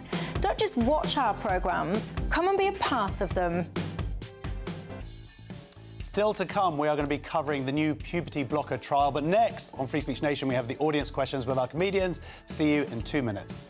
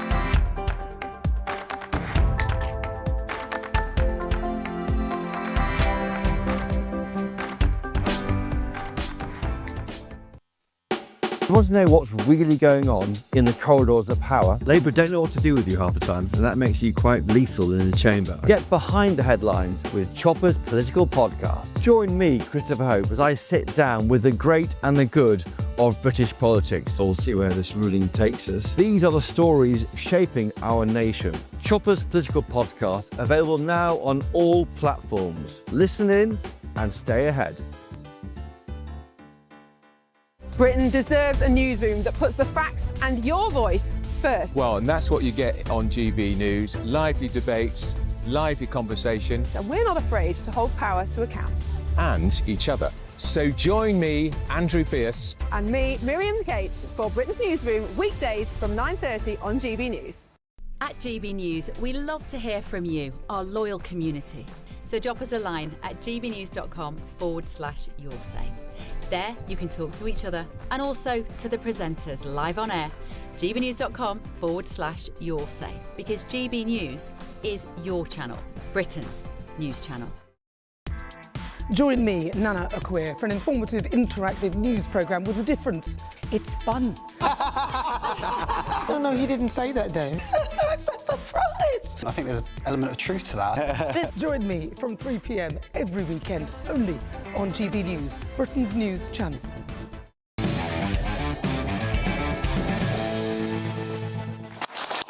Welcome back to Facebook. My comedians this evening are Nicholas DeSanto and Cresta Wetton. How are you guys, Cresta? Very good, yeah, you? Yeah, good, thanks for the bands. Good to be back. Good to be back, yeah. It's too early for the bands, isn't it? No, but you go straight into bands. What do you want to say, okay. bands? No, nothing. Nothing, okay. Good bands, guys. Glad to be invited. Let's get our bands from our audience. Our first question is from Anton. Have the British public had enough of the BBC? Oh my gosh, Anton, you're just coming in so strong there. Have the British public had enough of the BBC? The BBC lost over £1 billion last year as licence fee evasion and cancellations surged, with 3.6 million households now claiming they don't need a licence. Enforcement visits rose sharply but proved less effective, prompting MPs to warn that the BBC's funding model is no longer working. The crisis comes amid scrutiny over BBC buyers and growing political pressure to reform or replace the licence fee entirely. So, Cresta, you were saying how you don't pay your licence, you don't care, they visit you every day. Just don't open the door, yeah. That's, I'm amazed that as many people do still pay it as do. If only, was it 3.6 million? Yeah, that leaves most people paying. Isn't that amazing? But I think that's going to plummet with all the bad press lately. And people, yeah, I do think people have largely had enough, increasingly. That's £1 billion. That's sort of, that pays for the three of us. Well, you started with Cressida. It puts me in an awkward position because now, to be impartial, I have to defend the BBC. And don't you know that the BBC have a lot of good responsibilities, even external new responsibilities, because it's not the funny part yet, all right? You know, Arabic is one of the 5 official languages of the UN, so they have to produce all documents in Arabic. But because of Donald Trump's funding cuts, now the United Nations Council of Human Rights said, hey, we cannot have a website in Arabic anymore. So please, to learn about our positions, refer to www.hamas.org. And then Hamas said, our infrastructure is down. We don't have a website anymore. Please refer to BBC Arabic for our latest positions. So all this means if we totally get rid of the BBC, who is going to do all that good work? OK, yeah, fair enough. And really, we are duty-bound as the British people to pay for that. Obviously, so nice. Yeah. I was being the devil's advocate, obviously. Oh, no, I got it. Our next question is from Jeff. Hi, Josh. Where can you watch a documentary about free speech if it gets cancelled? Yeah, so where can you watch a documentary about free speech if it gets cancelled? This is a London cinema Rich Mix cancelled the screening of Think Before You Post, a documentary on free speech, citing misalignment with its values. The film, produced by Spike magazine, features cases of alleged censorship and police action against individuals for online posts. Creators condemned the ban as ironic, insisting the film's message on free speech remains crucial, and plan to reschedule the event. Well, there is something ironic here, isn't there, about a free speech documentary getting cancelled? Well, it's just a sign of the crazy times you live in, isn't it? Absolutely. But do you think that the venue has the right to cancel the documentary? No, not at all. Oh, you don't? No.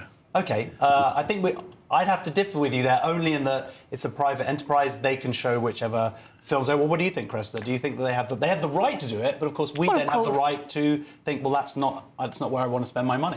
Yes, that's all true. And if people watching at home don't know Rich Mix, because why would you? It's in the hipstery part of London where man buns are compulsory and you have to have the right opinions to get in. And when I heard it was being... They sell pick-a-mix. I wouldn't know, I don't know. No, but when I heard it was at the Rich Mix, I thought, oh, my God, that's fantastic. We're making progress. It's going to be shown in East London where all the cool kids hang out, the ones that hate free speech. But, of course, my hopes were dashed and now they've cancelled it once they found out what it actually is, which is really disappointing, but also not surprising. So good luck to the people at Spike for getting it put somewhere else. Yeah, I've seen the documentary. It's fantastic. There was also something else where, when it first went out, I think on X, it was also limited. You couldn't see it supposedly because of age restrictions, even though it doesn't actually... It was already available online, and that's as much as said by Spike as well. But I knew this is Free Speech Nation. Obviously, this was coming up, so I took the liberty of contacting Rich Mix venue myself to get their side of the story. I'm being very BBC-like impartial this week. So they said we are committed to free speech, but we are even more committed to irony. So that's their side reported. Fair enough. Do you think that they have the right to cancel the documentary? Show it if they feel like it doesn't, because if they're saying it doesn't fit with our values, then obviously what they're literally saying is free speech isn't one of our values. Exactly. I mean, I was surprised. I had a show, a comedy show with my friend Luke McDonald, cancelled last month in Birmingham, and they had the same explanation. They said this does not align with the values of our venue. I didn't know venues had values, you know. Right? I thought it was just a building for... But anyway... as a private enterprise, they are free to cancel as they have, but then, of course, they have to face the consequences, the inferences that we make that, okay, if you have a problem with a documentary, a legal documentary about free speech, then what does that say about the values of your building? Yeah, well, it's a real shame because if anybody could do with watching this documentary is people in East London. I love the idea that they would have bought tickets not really known and then just been shocked when they saw it. This is about free speech. It's really not that shocking. I've watched it. It's fantastic. I'm gutted because it's just across from the bagel place. So anyway, our next question is from Ryan. Hello all. Should academics be suspended for even discussing the N-word? Yes, should academics be suspended for even discussing the N-word? A UK university suspended classics professor after he used the N-word during a staff meeting, citing potential risk to colleagues. The professor says he quoted the word from the Oxford English Dictionary to illustrate historical and contextual meanings, not to offend. The case tests the government's new campus free speech rules, highlighting tensions between academic freedom and sensitivity. So, Ryan, you were saying the N-word a lot before the show. I wasn't, Mum, honest. But do you think that, I mean, this is something going on here, because this is actually not in front of students at all, and this was used in defence of somebody else's free speech rights? I don't know if you heard about this story in that way. I mean, just generally, it should be no word should be off limits, dependent on context of how they're used. Yes. Because if you start saying, you know, certain words in the English language can't be used, where do you stop? Because there's going to be people that object to all manner of words, and then it's going to be a slippery slope of saying less and less and less and less. So I think we need to make a stand early. I can tell you've been in the audience of Free Speech Nation before. But this is it, Krista, because it's all about... we're comics, we're always doing jokes, and then it's all about getting in trouble with the jokes. You're having to point out it's context. Now, in the context here, he was specifically using this word to illustrate the point of context. And Absolutely. then that's what's got him suspended. Ryan's exactly right. I remember seeing Daniel Kitson once saying that language changes and something becomes problematic, and then we change it for something else, and then that becomes problematic. And he said if you put you effing in front of anything, it can be problematic. So what was said around this? Well, we know it was a conversation about free speech. I mean, it was in academia. I don't have a recording of what was said, but I highly doubt that any of the staff there were really made to feel unsafe. That's another word, isn't it? That's got a creeping definition. What do we mean by unsafe? And that's why he's been suspended, by the way, is because it's for the safety of the safety of everyone else. And it wasn't immediate. He didn't find out immediately that he'd offended somebody. Nobody spoke to him face to face. This went on in the background, and then he was kind of disciplined later. It's really pathetic, in my opinion. Yeah. You're maybe the one person who I genuinely have to say don't say the N-word. You mean Nicholas DeSanto? Oh, yeah. That is offensive. But, again, context. And he was obviously very clear about using this word. I believe he was defending someone using the B word. I don't even know if I can say... Yeah, the B word was in the Telegraph, so probably we are safe I don't know. You know, B-I-T, some other stuff. So this is genuinely a funny story, yeah. So Manchester University... Oh, no, don't say the university. Oh... No, I'm joking. The U word. We don't. Now we're going to have to say Manchester University. Oh, yeah, the filthy... Don't say his name. No, I don't remember his name, but the first one, because one professor had used the biatch word, right? And some students were biatching about the biatch word, and he is suspended, so there's a disciplinary... Yeah, I mean, I'm trying to, very well disguised. For Ofcom purposes. Understand what So I'm playing along, right? So this professor for the B word is in trouble in the disciplinary session. Gets in a linguist. The linguist, he's a philologist. I'm sorry for the B word. Professor Portman says, guys, words change, context matters. For example, even the N-word is now in the dictionary, in the Oxford. Yeah. And wouldn't you know, it is probably suspended. So when does this stop? Well, Next, I think so. their union rep comes and says, I'm here to defend the guy who said B-word and the guy who said N-word. Oh, no, you are suspended too. It's impossible to deal with these people. All of academia is going to be kicked out at the end. It's very troubling, yes. Right, our final question for the moment is from Roger. Hello, do you ask your baby's permission when changing the nappy? Oh, my God, this is... If you hadn't said it so creepily, Roger... He redeemed the N-word guy. It's a nickname for me. Do you ask your baby permission when changing a nappy? So, Australian researchers advise parents to seek the baby's consent During diaper changes to teach body autonomy from an early age, the approach involves narrating actions, observing reactions and using correct anatomical terms, even though infants cannot verbally respond. Experts say this gentle, symbolic practice helps establish boundaries and awareness of consent for future child development. Roger, have you ever changed a nappy? His. You've changed right. No, I haven't. I don't want to. You don't want to? No. Well, I've changed nappies for about 10 years now. Continuous change. I stopped about 2 years ago, finally. It was just one child. But the idea that you're meant to kind of talk to kids through it. Have you ever changed a nappy? I haven't, no. Yeah. It's sounds great. It's not a pleasant experience, it should be said. But this is ironically the nanny state? Good one. I think what they're describing is just parenting, isn't it? Don't be horrible to a kid. Don't, do it appropriately. Yeah. And in terms of consent, I don't think nappy changes are really the biggest problem facing children in the West, are they, at the moment? I think other things have happened in terms of gender ideology. Also, could you get off your TikTok for a second while I change your nappy?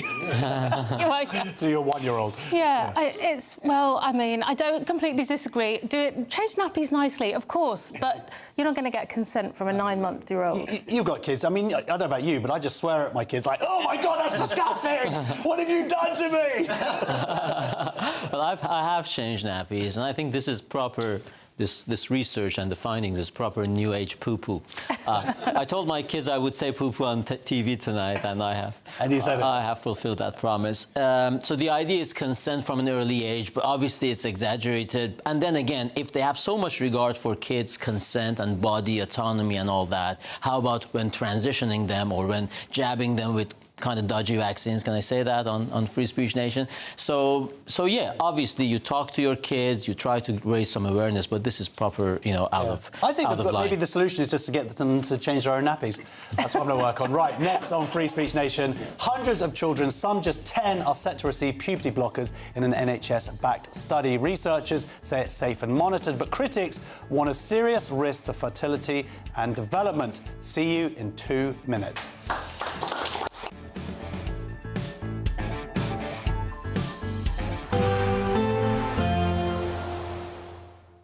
Can't wait to get in that sea. Lovely and warm. Just like the feeling of having great travel insurance. All Clear Travel Insurance sponsors GBNews Travel Destinations Forecast. The unsettled weather continues across the central Mediterranean. Heavy rain and thunderstorms expected here. Some areas could even see a month's worth of rainfall in just a few days. Mostly dry and settled across Madeira, but many areas of northern Europe are going to see a very unsettled day on Monday. The poorest of conditions likely across Italy and around the Adriatic coastline. Some heavy showers and thunderstorms here. Still a mix of sunshine and showers into next week, with the best of the temperatures across Tenerife. All Clear Travel Insurance sponsors GBNews Travel Destinations Forecast. Good evening and welcome to your GB News weather update from the Met Office. Well, it's a mixed picture out there. We have an area of low pressure moving south and eastward, so rain or showers for some of us, and it's still feeling chilly. So the area of low pressure is across the northwest, and it's going to gradually sink its way south and eastwards as we go through this evening and overnight. So any outbreaks of rain across Northern Ireland will sink their way into Wales, northern England, eventually towards southwest Wales and southern England, accompanied by a strong, brisk northwesterly wind, so coastal gales possible in the south. Further north, holding on to a lot of cloud, but the wind direction now coming in for a northerly. But for most of us, it's a frost-free start to Monday morning, given a lot of cloud cover and showery outbreaks of rain. So there are going to be some showers focused again across eastern Scotland, where they could be falling as snow over the mountains. Drier towards the west with some sunny spells. Best of the sunshine really across Northern Ireland, dry here to start Monday morning. But across England and Wales, well, it's a cloudy but chilly start to the morning, with the strongest winds still across the southwest and into the English Channel. So as we go through Monday morning and into the afternoon, most of the showers across the southeast will clear their way through. best of the sunshine across Northern Ireland, into Scotland and eventually into parts of Wales and the southwest as the cloud breaks. Then the focus for the showers really confined to eastern areas, still falling as snow across eastern Scotland. It's going to be feeling chilly out there. We hold on to more of a northerly wind, but feeling more pleasant across Northern Ireland. That leads to a cold start to Tuesday morning, especially in the west, but we actually have a ridge of higher pressure. So for most on Tuesday, it's largely fine and settled. A few showers still running down the eastern coast. Now, as we go Wednesday into Thursday, it's actually turning milder and more unsettled after a cold start. That's all from me. Bye-bye. Britain's economy is at a crossroads. And this budget day, every decision counts. From taxes and rent to the cost of living. Whatever the outcome, the GB News family will be there. With expert analysis breaking down what it means for you. Budget day, all day Wednesday. Only here on the People's Channel. Britain's news channel. Britain deserves a newsroom that puts the facts and your voice first. Well, and that's what you get on GB News. Lively debates, lively conversation. And we're not afraid to hold power to account.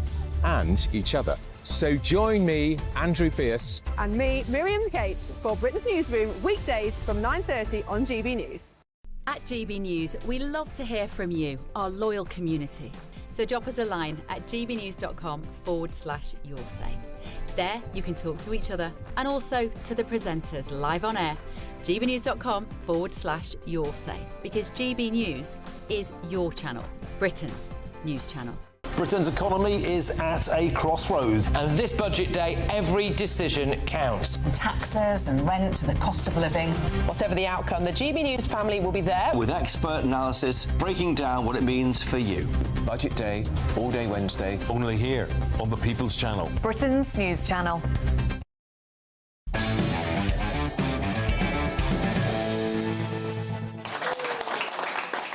Welcome back to Free Speech Nation. Now, hundreds of children, some as young as 10, are set to receive puberty blockers in an NHS-backed clinical study. The trial, led by King's College London, will test whether the drugs can safely support young people who identify as transgender. Critics warn of potential risks to fertility, bone density and brain development, while researchers insist the study is closely monitored and ethically approved, with parental consent required for all participants. I am now joined by the founder of Transgender Trend, Stephanie Davis-Arai. Stephanie, welcome to the show. Hi, thanks. I think a lot of people were surprised with the announcement of the puberty blocker trial, because when the CAS review came out, it seemed quite clear that puberty blockers had potential serious side effects, and they were basically stopped by Wes Streeting. So there is something contradictory here, where they're saying puberty blockers are bad, essentially, but hey, let's do this bad thing to these kids. It was the one part of the CAS review that stood out, really, as being different to the rest. But I think that we can't blame the CAS review for it. I think the CAS review has done an enormous amount of good, and people forget that her remit was actually quite narrow. She was looking at a service that's been provided by the NHS for children for 10 years. And it's estimated around 2,000 of those children went on to puberty blockers. The question is, why don't we do the follow-up study on those children? My point of view is we've already done a puberty blocker study. The results were not good.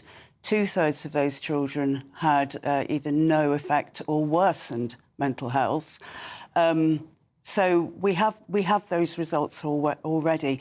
We know that blocking a child's puberty in itself causes harm, and it has to. We don't really need another trial to tell us just how much harm it causes.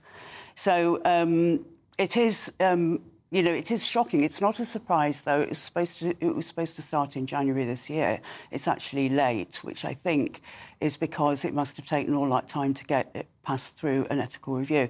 And I thought it wouldn't get through. There's no way a trial on children just starting puberty to stop a really critical period of growth would get through any ethical board, but it has. Because you've been studying this for to me. 10 years, right? So your organisation, Transgender Trend, just celebrated its 10-year birthday.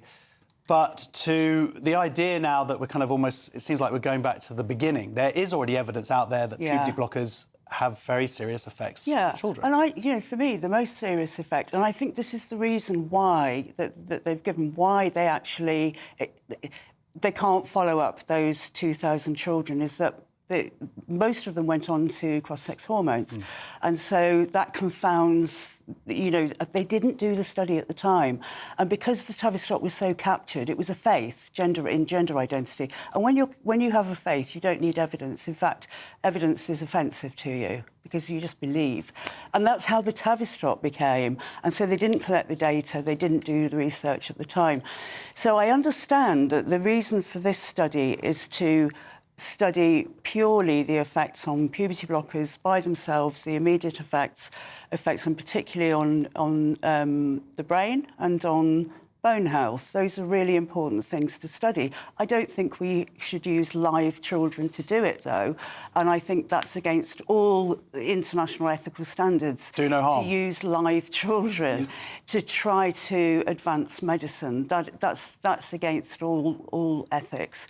So I think it's, horrific that it's going to happen, but I do think the other thing about the original study, and probably the most serious effect for me, and this has been replicated in every single study, that once a child is on blockers, they almost inevitably go on to cross-sex hormones, and then you're into surgery, and then you're a medical patient for life. So why does the NHS think it's a good idea to create another cohort of children who will be dependent on the NHS for the rest of their lives? And that's quite apart from, of course, the devastating effect on those children's lives. The study is also short-term. It's a 2-year study. 5 years will be the longest because of the various ways it's worked out.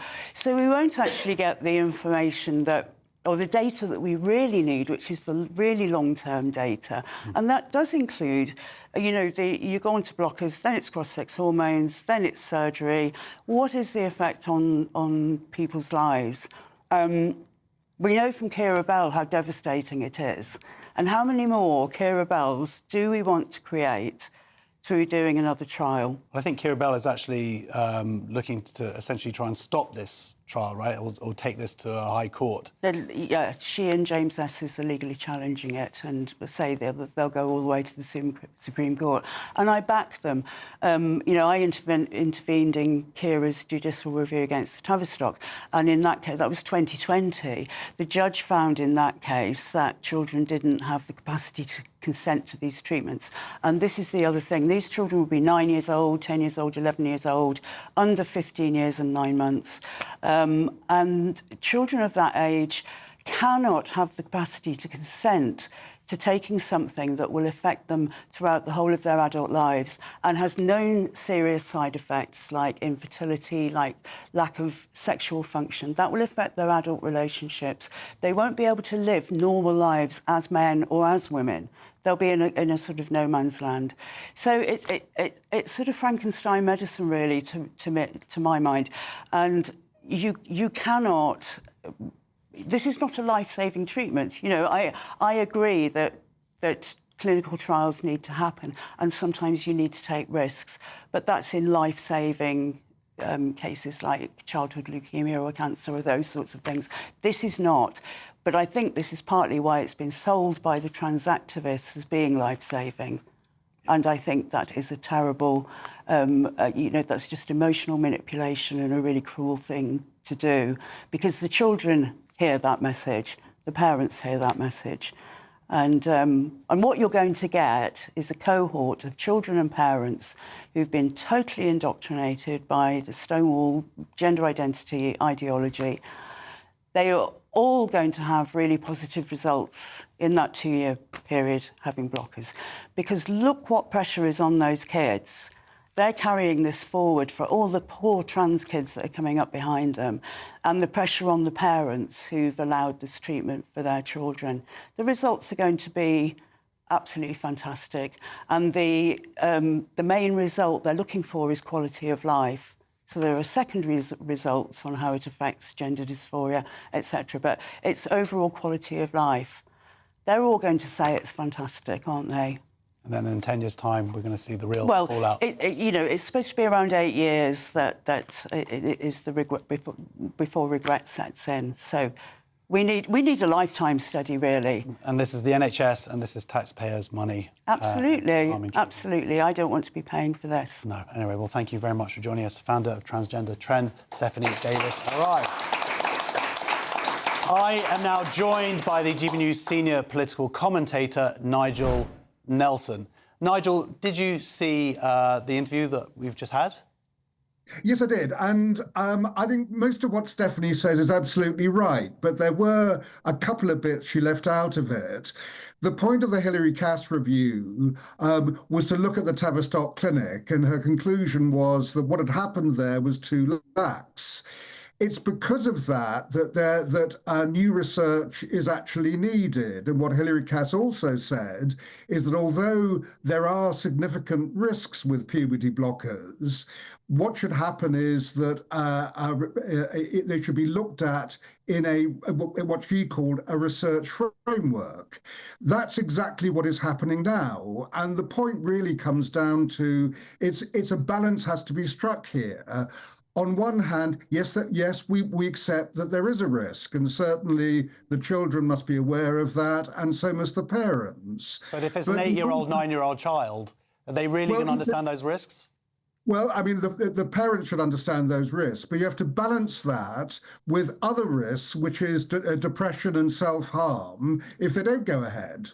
But there are studies that prove actually that it doesn't do anything to lessen depression. And actually people who then go into the cross hormones afterwards, then they express regret years later that leads to real depression. But one question I'd ask you, Nigel, is why don't you think that they're doing a study using therapy? Because 85% of these children will grow out of it naturally and with the help of therapeutic means. Surely we should exhaust those avenues first before launching into this dangerous medicalisation. Yeah, and talking therapists will be one of the things that will be going on. The whole point here is to look at it on a case-by-case basis.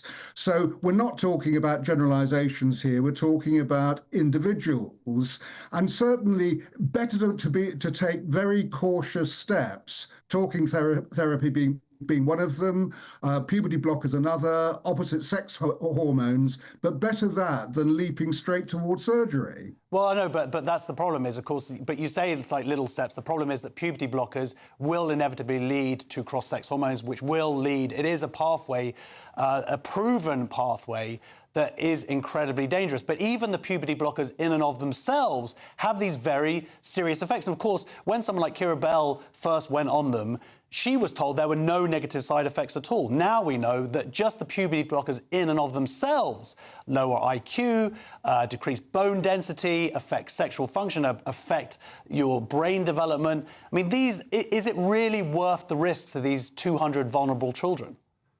Well, I mean, during the process, that their hearts, brains and bones will be frequently tested to see if there are any adverse effects. The point basically is that Tavistock didn't carry out their clinical trials properly. That was the point of the Cass review. What the point of this is to try and do the research properly. So what Hilary Cass was saying was not ruling out puberty blockers as a road towards becoming a trans person, but saying that it must be done properly under proper medical supervision, and that's what this trial is intended to be. OK, well, I think a lot of people are pretty shocked, but it's very good to have your opinion. Thank you very much for joining us, Nigel Nelson. A Department of Health and Social Care spokesman said, young people with gender incongruence need access to high-quality, safe and effective care. We are following the Cass review, which was clear that the evidence on care for these children is lacking, and propose this research to help provide it. Medical care must always be based on solid evidence, and children's safety must come first. Next on Free Speech Nation, CPS sparks outrage by appealing the Quran-burning case, raising free speech fears. See you in 2 minutes.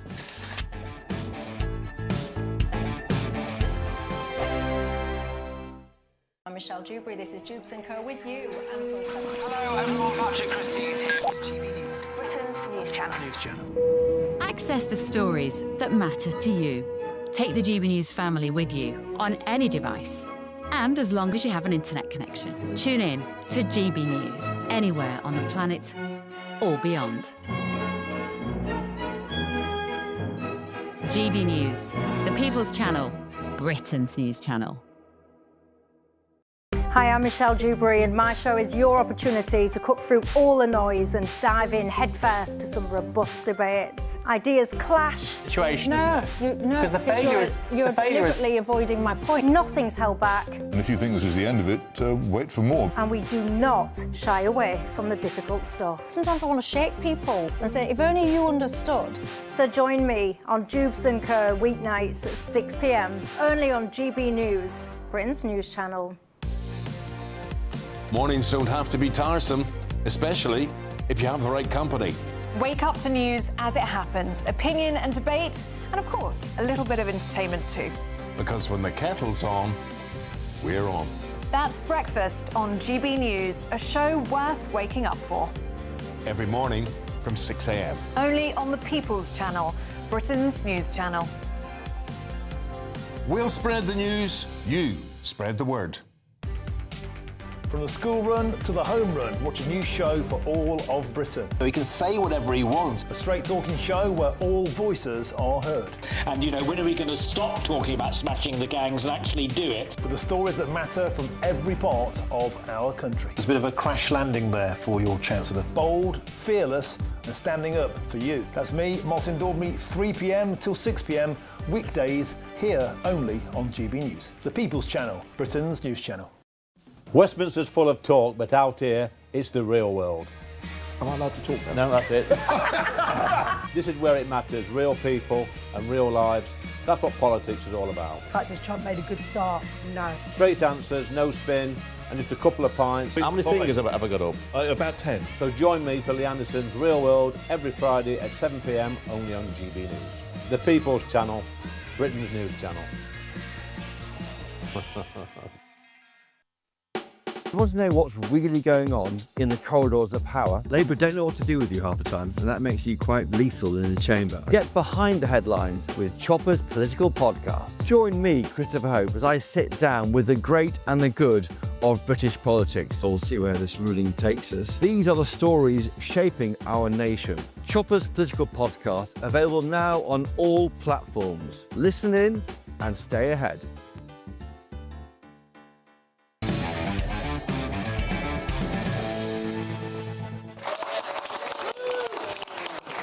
Okay, that last section was very important. We ran over a little bit, so we're going to go straight to some audience questions. Adik, go.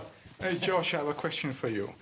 Will your party soon to be no party? Yes, the Your Party, are they going to be no party? Now, this is because Iqbal Mohammed has resigned from Jeremy Corbyn's Your Party days before its inaugural conference, following criticism from co-founder Zara Sultana over his gender-critical social media post. His departure is the second in a week, reducing the party's prospective MPs from 6 to 4. So, what we have here is the left and the green, the red and the greens having arguments here, interestingly over trans rights. What do you think? Yeah, this is quite a funny story. Well, yeah, it's hard to make it any funnier. In Italy, we call it the coalition of the devil and the holy water. So, to quote something from Gareth Roberts of Spiked, suddenly Zara Sultana, who is the co-founder of this Your Party, it's not my party, it's not your party either, but Your Party. She has discovered that mullahs and men in dresses are not ideal bedfellows. What? I'm shocked. Would you believe it? I can hardly believe it. Did you see this coming? Well, we've talked about it every week for the past how long? Yeah, of course, it's hysterical, isn't it? It's embarrassing for them, it's very funny for us. And of course we saw it coming. I mean, it's just... And it's so funny listening to somebody who's publicly... I just want to say thank you to the Gaza MPs for coming on board the gender-critical trade. I didn't know they were TERFs. That's the end of Free Speech Nation for the first hour. Don't go away, we've got plenty more to come between now and 9 o'clock. See you in 2 minutes. No. Expect warm spells with the odd rude interruption. Box Boiler sponsors the weather on GB News. Good evening and welcome to your GB News weather update from the Met Office. Well, it's a mixed picture out there. We have an area of low pressure moving south and eastward, so rain or showers for some of us, and it's still feeling chilly. So the area of low pressure is across the northwest and it's going to gradually sink its way south and eastwards as we go through this evening and overnight. So any outbreaks of rain across Northern Ireland will sink their way into Wales, northern England, eventually towards southwest Wales and southern England, accompanied by a strong, brisk northwesterly wind, so coastal gales possible in the south. Further north, holding on to a lot of cloud, but the wind direction now coming in for a northerly. But for most of us, it's a frost-free start to Monday morning, given a lot of cloud cover and showery outbreaks of rain. So there are going to be some showers focused again across eastern Scotland, where they could be falling as snow over the mountains. Drier towards the west with some sunny spells. Best of the sunshine really across Northern Ireland. Dry here to start Monday morning. But across England and Wales, well, it's a cloudy but chilly start to the morning, with the strongest winds still across the southwest and into the English Channel. So as we go through Monday morning and into the afternoon, most of the showers across the southeast will clear their way through. Best of the sunshine across Northern Ireland, into Scotland and eventually into parts of Wales and the southwest as the cloud breaks. Then the focus for the showers really confined to eastern areas, still falling as snow across eastern Scotland. It's going to be feeling chilly out there. We hold on to more of a northerly wind, but feeling more pleasant across Northern Ireland. That leads to a cold start to Tuesday morning, especially in the west, but we actually have a ridge of higher pressure, so for most on Tuesday it's largely fine and settled. A few showers still running down the eastern coast. Now as we go Wednesday into Thursday, it's actually turning milder and more unsettled after a cold start. That's all from me. Bye-bye. Expect warm spells with the odd rude interruption. Box Boiler sponsors the weather on GB News. It's the final week to see how you can enjoy Christmas on us.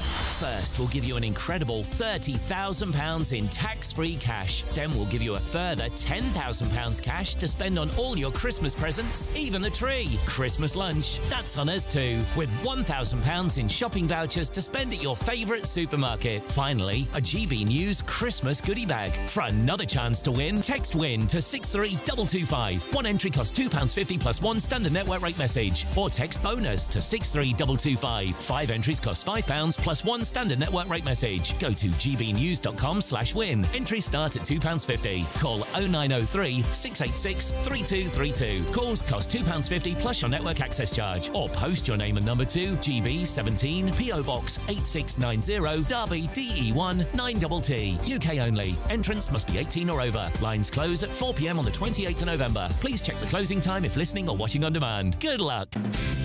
Decisions made in Washington aren't just shaping America, they're shaping Britain too. From migration to global security, from crime to health. Whatever happens in the White House today will be felt in your town or city tomorrow. That's why The Late Show is live from Washington, D.C. Cutting through the politics to show you what it all means for Britain. The Late Show live every night at midnight. Only on GB News, Britain's news channel. Britain deserves a newsroom that puts the facts and your voice first. Well, and that's what you get on GB News. Lively debates, lively conversation. And we're not afraid to hold power to account. And each other. So join me, Andrew Pearce. And me, Miriam Cates, for Britain's Newsroom, weekdays from 9:30 on GB News. Hi, I'm Michelle Dewberry and my show is your opportunity to cut through all the noise and dive in headfirst to some robust debates. Ideas clash. Situation, no, isn't it? No, because the failure is you're deliberately avoiding my point. Nothing's held back. And if you think this is the end of it, wait for more. And we do not shy away from the difficult stuff. Sometimes I want to shake people and say, if only you understood. So join me on Jubes & Co. weeknights at 6 p.m. only on GB News, Britain's news channel. Join me, Dannatt, for an informative, interactive news programme with a difference. It's fun. No, you didn't say that, Dave. I'm so surprised. I think there's an element of truth to that. Join me from 3 p.m. every weekend, only on GB News, Britain's news channel. the GB Newsroom, we bring you the news as it happens. With our team of dedicated journalists across the UK, we're ready to keep you up to date with what's happening every half an hour, every single day. Bulletins here on GB News, the People's Channel, Britain's news channel.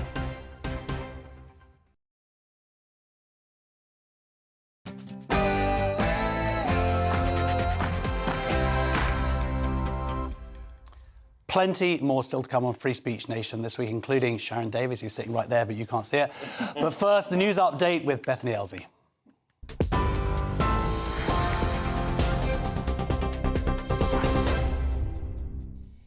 Good evening. Your top stories at 8 o'clock, and we'll start with some breaking news. The US Secretary of State says good progress has been made during peace talks with Ukrainian delegates. Marco Rubio described the meeting in Geneva as the best they've had since coming into office in January. He said tremendous progress has been made and that there are some sticking points, but none of it insurmountable. They just need more time. Delegates from Ukraine, the US and European countries are currently meeting in Geneva to discuss a negotiation plan to end the war between Russia and Ukraine. Ukraine's President Volodymyr Zelensky says he's grateful to the US and President Donald Trump for his efforts in trying to help. Zelensky also thanked Europe, the G7 and the G20 for their support. This is a very delicate moment, and it's important. Like I said, there's not agreement on those yet. Some of it is semantics or language. Others require higher level decisions and consultation. Others, I think, just need more time to work through. None of it insurmountable. I can tell you that the items that remain open are not insurmountable. We just need more time than what we have today. I honestly believe we'll get there. I'm not going to speculate or go into the details of any of the specific items in the latest version of the proposal because, frankly, by tomorrow or the next day, that may have evolved and changed further. And but I can tell you, I guess, that I feel very optimistic that we can get something done here because we made a tremendous amount of progress today. A senior Conservative minister says the Chancellor's position has become untenable amid chaotic announcements ahead of the budget next week. Last week, Rachel Reeves scrapped plans to raise income tax, but she's widely expected to raise other taxes in an effort to bridge a multi-billion-pound gap in her spending plans. Writing in the Daily Mirror, she's pledged to grip the cost of living crisis, but Mel Stride told GB News the British public is running out of patience. I think if we've reached the point where this government in opposition made a lot of very clear commitments, including in their manifesto, then promptly junked a lot of them and did different things in office, and has now arrived at a point where once again we are led to believe they will be putting up taxes on hard-working people, which is something that they've said they wouldn't do, then yeah, I think it's time for her to step aside, I'm afraid. The Prime Minister has opened the door for Angela Rayner to return to frontline politics. Speaking at the G20 summit in South Africa, Sir Keir Starmer said he absolutely wants his former deputy back at some stage. Rayner left office in September over controversy surrounding her tax affairs after she underpaid stamp duty on one of her homes. Starmer has described her as a big voice in the Labour movement and said they still talk often. A woman who died in Wiltshire has been described by colleagues as an incredible and kind person. 55-year-old Sarah Forrester, who worked for a mental health charity called the Kelly Foundation, was found dead at her home in Swindon on Friday evening. A 13-year-old girl was arrested on suspicion of murder yesterday, but has since been released on bail. You're up to date. Have a very good evening. Take the GB News family with you on any device. As long as you have an internet connection, tune into GB News anywhere on the planet or beyond.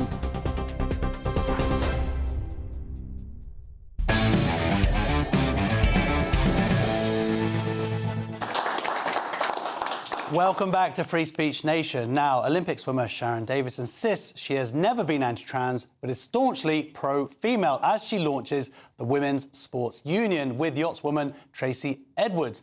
The new organisation aims to protect single-sex categories in sport and take legal action against federations failing to ensure fairness for women. Davis, soon to become a Conservative peer, says the Supreme Court ruling on biological sex validates her decade-long campaign for women's rights in athletics. Well, I'm joined now by the former Olympic swimmer, Sharon Davis. Welcome to the show. Thank you. Thank you. I'm so excited you're here. Oh, me too. I know. I've been meaning to come down and see it for so long. I know, every time I bump into you, I'm like, please come on the show. I know. Yeah. And you're giving us an opportunity to promote our Women's Sports Union, which is so important because we just want people to join because we know that they need a voice, and Tracy and I just want to be that voice because it's really difficult when you're dealing with young people and parents of young people. They're frightened to say the things that they want to say.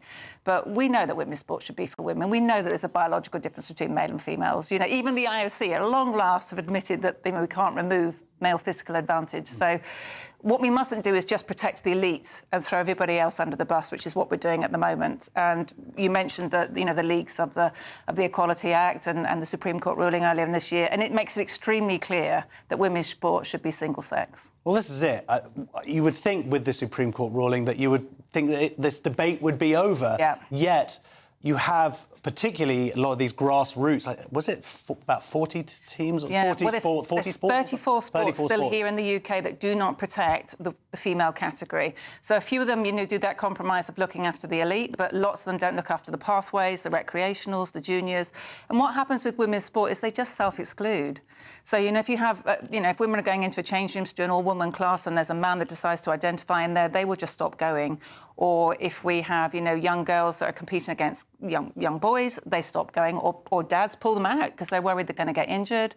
Lots of kids have been injured. Yeah, lots of kids have been very seriously injured. One of the most heartbreaking stories that I've actually had was a mum came home, her 11-year-old came home from school this summer and said that the headmaster decided to be inclusive. Sport is already inclusive, right? Everybody gets to play it. You just play it where you fit the right category. He was going to run co-ed sports day, so they did mixed sports all day and not a single little girl won a race. And so this little 11-year-old came home and said, Mum, what's the point of me bothering? And that's what we're telling our young girls at the moment. What is the point in me bothering? And that is not right, because girls get 5% of the sponsorship dollar in the world of sport. That's all we get. There's 20 stories in sport for men versus one story for women. And we're 51% of the population. So we get this little tiny piece of the cake, and then we were told we couldn't even have fair sport anymore. Well, that's it. So, you've been involved in this debate a long time, really. What was it the first... it seems so self-evident, and the thing about sports is it seems to be an easy issue for people to grapple with, easier maybe than toilets and...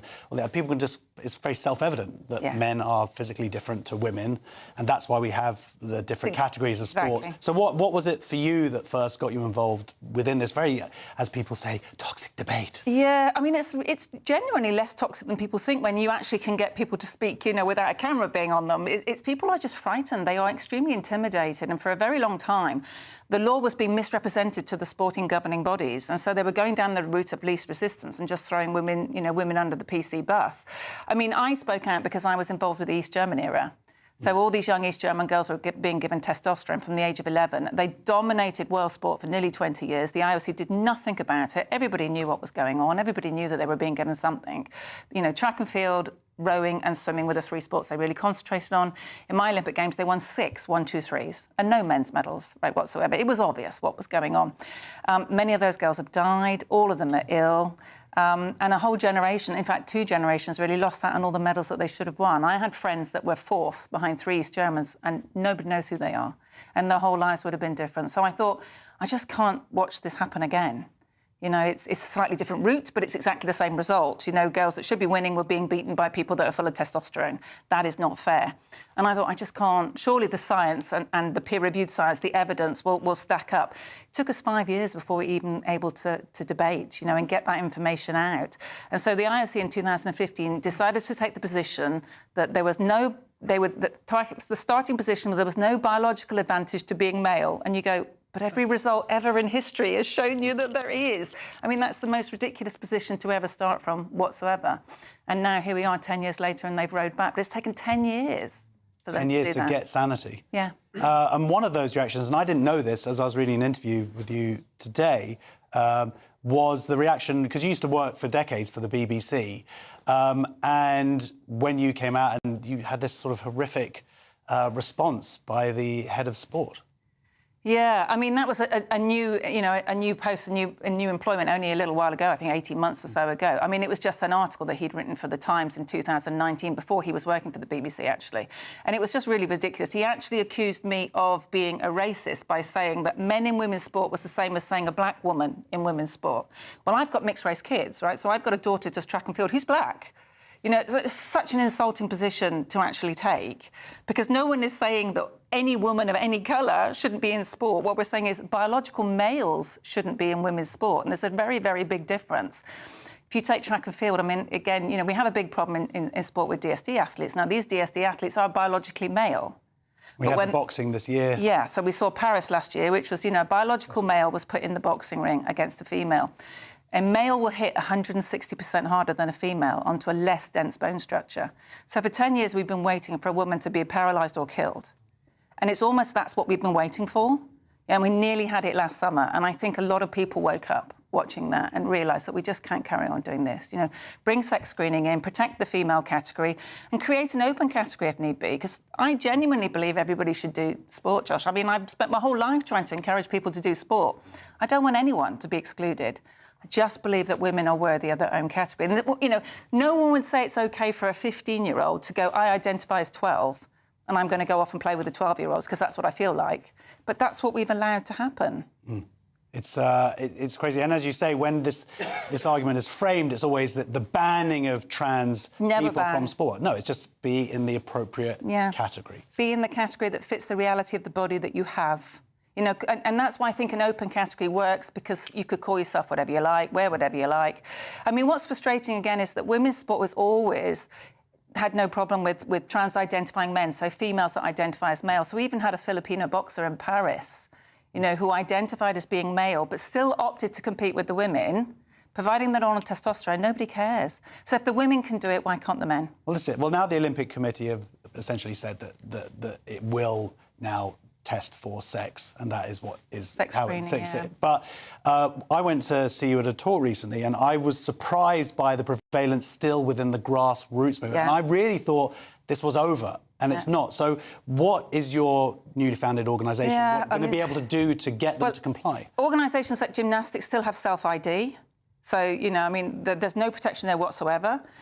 We have a CEO of Rounders, a bat-hitting sport who doesn't think it's a sex-affected sport. I mean, really shouldn't be in their jobs if they don't understand sport at all in that way. I think what we're going to do is go after these individual CEOs because they've been shirking their responsibilities, so we will put them very much on the spot. And also, the English FA, they decided to actually protect the female category after the Supreme Court ruling because their insurance was null and void. So public liability insurance becomes null and void if you break the law.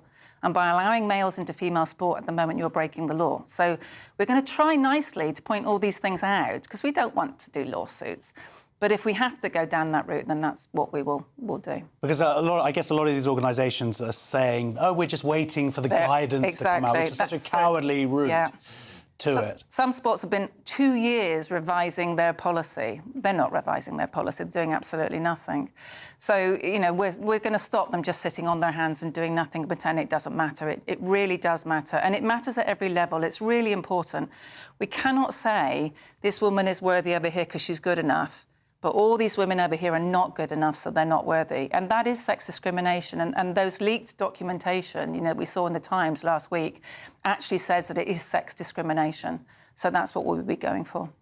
To explain to someone who doesn't necessarily, who might have just kind of gone down the route that it is about elite sport and it is about medals, can we just provide an argument to them that says actually all sport is important? Yeah, well, why should anybody why should any woman be less important? I don't really understand. If you want to do it as a pathway or as a junior or as a recreational, why are you less important? You know, you're still entitled to your fair sport. I know in tennis and in golf in particular, for club matches, a lot of women have been put up against men in club competitions and they just walk away. They just don't want to do it. You know, why should they? Absolutely, and you saw the same even in a sport like pool, where you see that actually physical strength does have a huge impact on outcome. It does. Height, you know, and size of hands and break speed, you know, and all sorts of different things. And the good thing is we went to court and we won that. So if we can show in court that pool is sex-affected, then you can be damn sure that Rounders is sex-affected. So, you know, we will be going after all the obvious situations. But it's really important that people come and join us. You know, membership is obviously there. We'd love lots of members. But if you want to be anonymous and make donations so we can fight on your behalf, then please do. Do you believe that if your organisation had existed 10, 15 years ago, that we would be in this situation that we went through? I don't know. Do you know? I don't know. I mean, we are in this crazy place because people stopped being sensible. You know, that I just want people to have common sense again, because it used to be common and it's not anymore. And you know, that's what we desperately need. But what was heartbreaking for me was that all these decisions were made against all the peer-reviewed studies. And it's taken us 10 years for them to pay attention to what was always there, apart from the obvious, which is why we had men and women's competitions in the first place.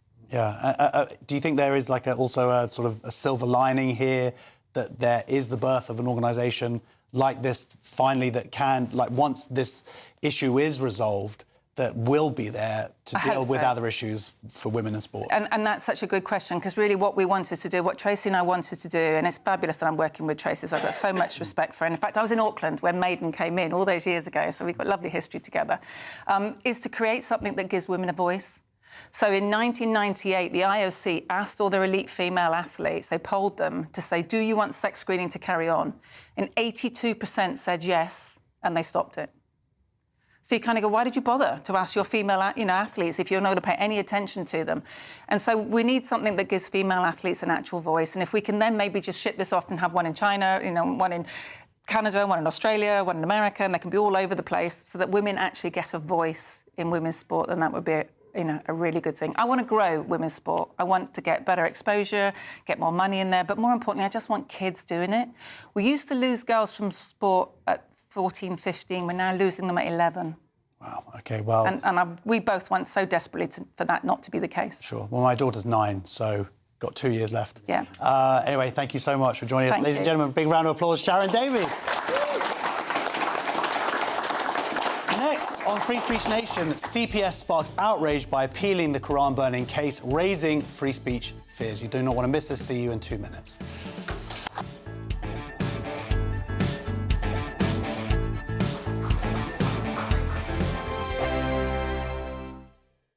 Britain deserves a newsroom that puts the facts and your voice first. Well, and that's what you get on GB News. Lively debates, lively conversation. And we're not afraid to hold power to account. And each other. So join me, Andrew Pearce. And me, Miriam Cates, for Britain's Newsroom, weekdays from 9:30 on GB News. Mornings don't have to be tiresome, especially if you have the right company. Wake up to news as it happens, opinion and debate, and of course, a little bit of entertainment too. Because when the kettle's on, we're on. That's Breakfast on GB News, a show worth waking up for. Every morning from 6 a.m. Only on the People's Channel, Britain's news channel. We'll spread the news, you spread the word. Join me, Dannatt, for an informative, interactive news programme with a difference. It's fun. No, he didn't say that, though. I'm so surprised. I think there's an element of truth to that. Join me from 3 p.m. every weekend, only on GB News, Britain's news channel. From the school run to the home run, watch a new show for all of Britain. So he can say whatever he wants. A straight-talking show where all voices are heard. And, when are we going to stop talking about smashing the gangs and actually do it? With the stories that matter from every part of our country. There's a bit of a crash landing there for your Chancellor. Bold, fearless and standing up for you. That's me, Martin Daubney, 3 p.m. till 6 p.m, weekdays, here only on GB News. The People's Channel, Britain's news channel. Britain was once the envy of the world. But look around. A nation that no longer knows what it is or where it's going. A country that's broken. How do we fix Britain? How do we bring it back? Friday night with Matt Goodwin at 8 p.m. Only on GB News. You want to know what's really going on in the corridors of power? Labour don't know what to do with you half the time, and that makes you quite lethal in the chamber. Get behind the headlines with Chopper's Political Podcast. Join me, Christopher Hope, as I sit down with the great and the good of British politics. We'll see where this ruling takes us. These are the stories shaping our nation. Chopper's Political Podcast, available now on all platforms. Listen in and stay ahead. Westminster's full of talk, but out here, it's the real world. Am I allowed to talk then? No, that's it. This is where it matters, real people and real lives. That's what politics is all about. In fact, has Trump made a good start? No. Straight answers, no spin, and just a couple of pints. How many fingers have I got up? About 10. So join me for Lee Anderson's Real World every Friday at 7 p.m, only on GB News. The People's Channel, Britain's news channel.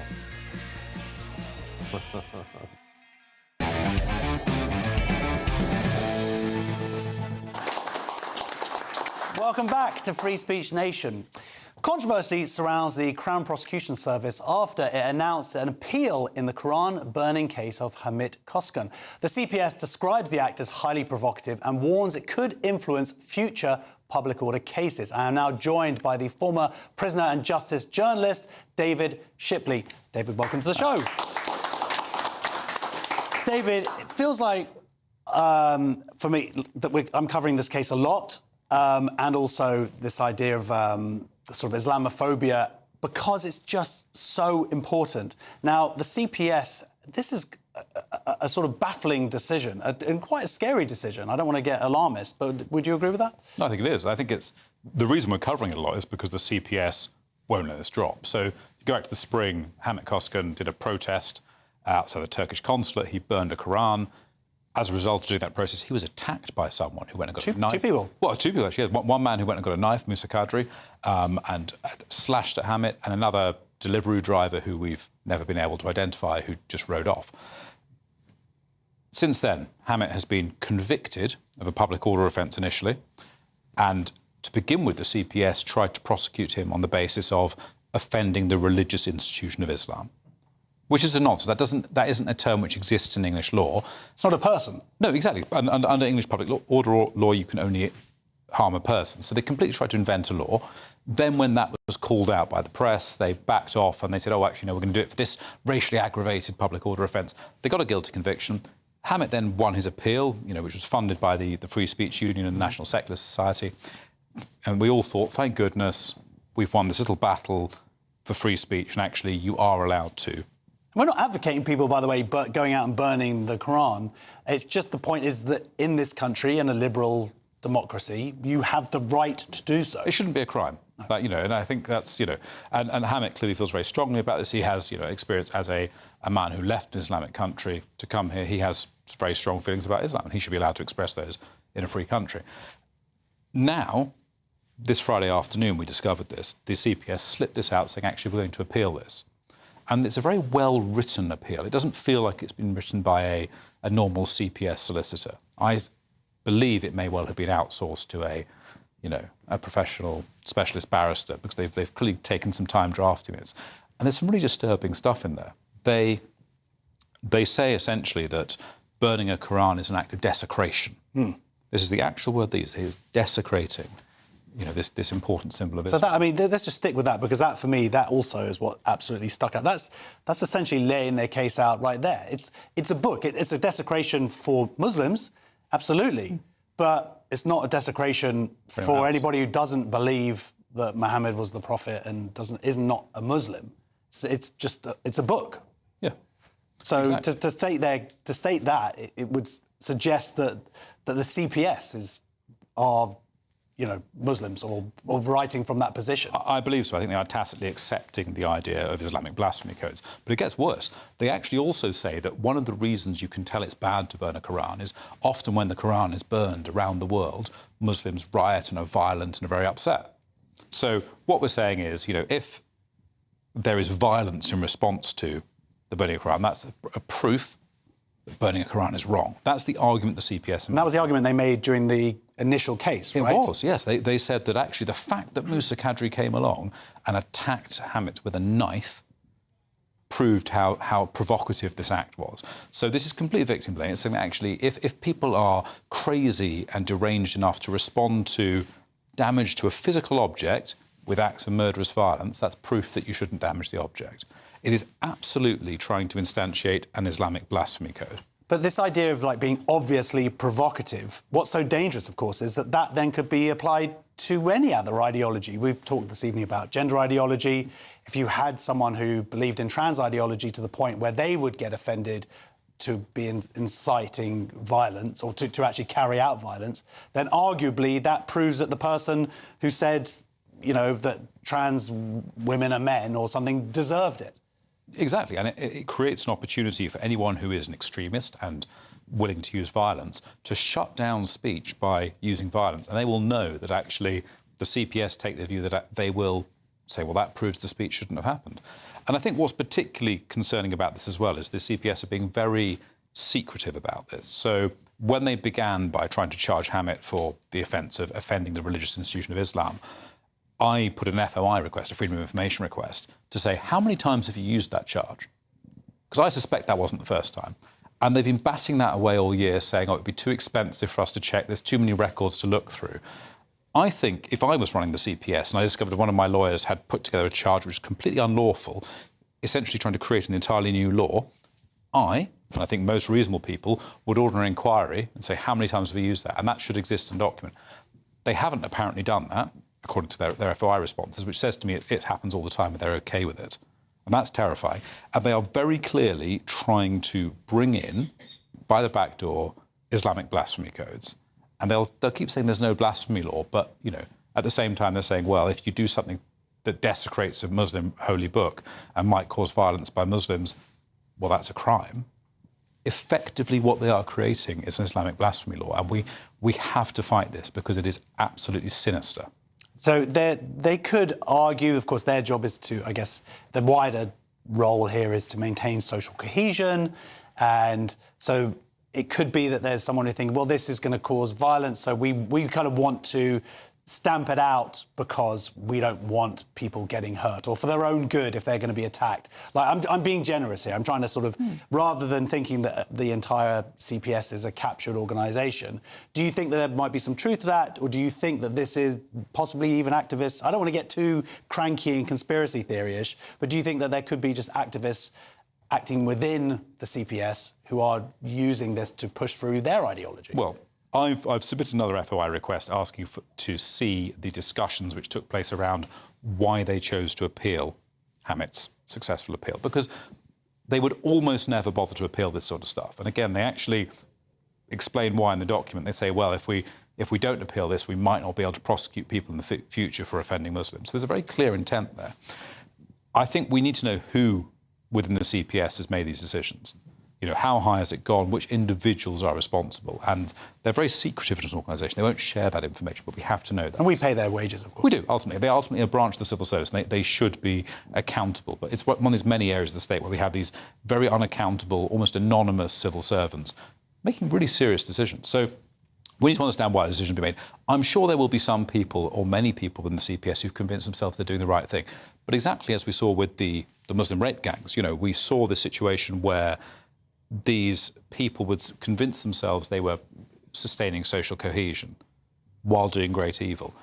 It doesn't matter why people think they're doing something. It doesn't matter if they say, I'm doing this for a good reason. Actually, if they're doing harm, it's bad and we should oppose it. And trying to create an Islamic blasphemy code, trying to make it illegal to do anything which might desecrate religious symbols of Muslims, is fundamentally a bad thing, and we have to stop it, whether or not people think they're doing it for the right reasons. Have you seen any evidence of this same terminology, act of desecration, being used for the Bible or for the Torah, or is it just seem to be used when it comes to the Quran? I'm not aware of it being used in any other case, but also I'm not aware that anyone has ever been prosecuted for burning a Bible or a Torah. And I think in reality, that's because Christians and Jews wouldn't respond to such acts with murderous violence. And if we're going to create a law where... Probably be like, no, watch out, don't get burnt. Watch out for yourself.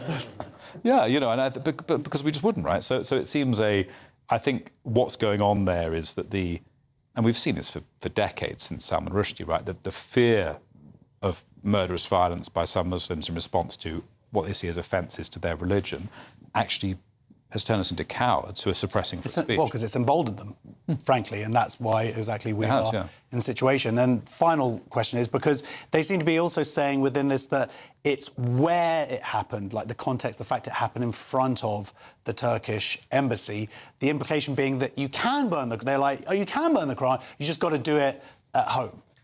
Yeah, I think specifically... And that's not a fun Friday night. No, I wouldn't recommend it to them, but I think what they seem to be arguing is that the fact that Muslims might have come past and seen it was the problem, you know. So yes, you could do it privately at home where you'd be certain no Muslims would see it. Yeah. Which is no real defence of free speech, is it?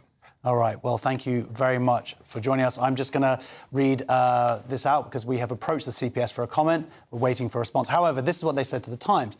There is no law to prosecute people for blasphemy, and burning a religious text on its own is not a criminal act. Our case remains that Hamid Koskan's words, choice of location and burning of the Quran amounted to disorderly behaviour, and at the time he demonstrated hostility towards a religious or racial group, which is a crime. We have appealed the decision and the judge has agreed to state a case for the High Court to consider. Anyway, big round of applause, please, for David Shipley. Thank you very much for coming here.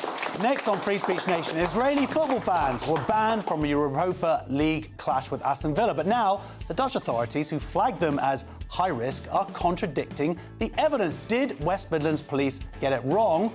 Or is the full story still being hidden? See you in 2 minutes. Thank you.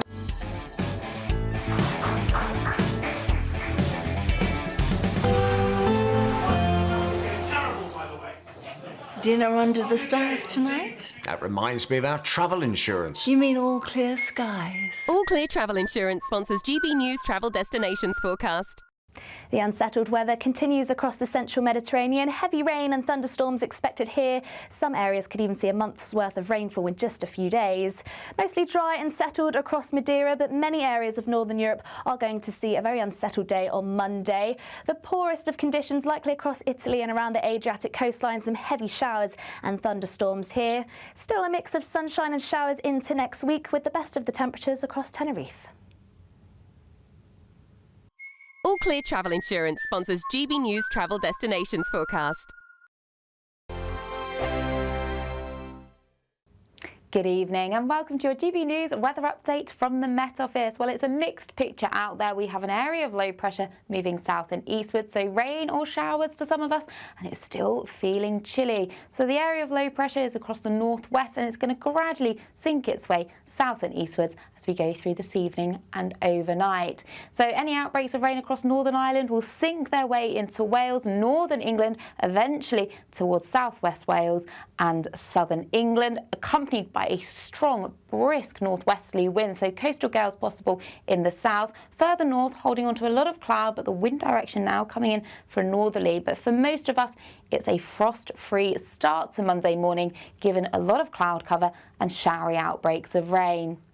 So there are going to be some showers focused again across eastern Scotland, where they could be falling as snow over the mountains. Drier towards the west with some sunny spells. Best of the sunshine really across Northern Ireland. Dry here to start Monday morning.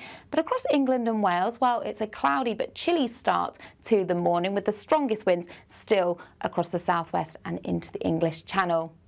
So as we go through Monday morning and into the afternoon, most of the showers across the southeast will clear their way through.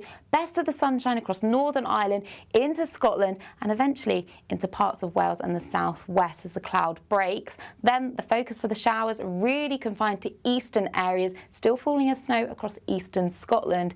It's going to be feeling chilly out there. We hold on to more of a northerly wind, but feeling more pleasant across Northern Ireland. That leads to a cold start to Tuesday morning, especially in the west, but we actually have a ridge of higher pressure. So for most on Tuesday, it's largely fine and settled. A few showers still running down the eastern coast. Now, as we go Wednesday into Thursday, it's actually turning milder and more unsettled after a cold start. That's all from me. Bye-bye.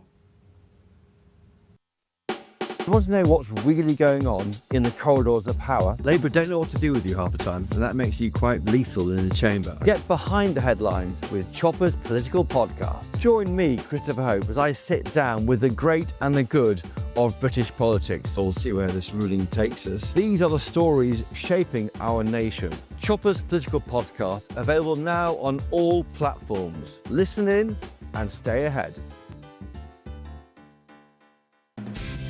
Decisions made in Washington aren't just shaping America, they're shaping Britain too.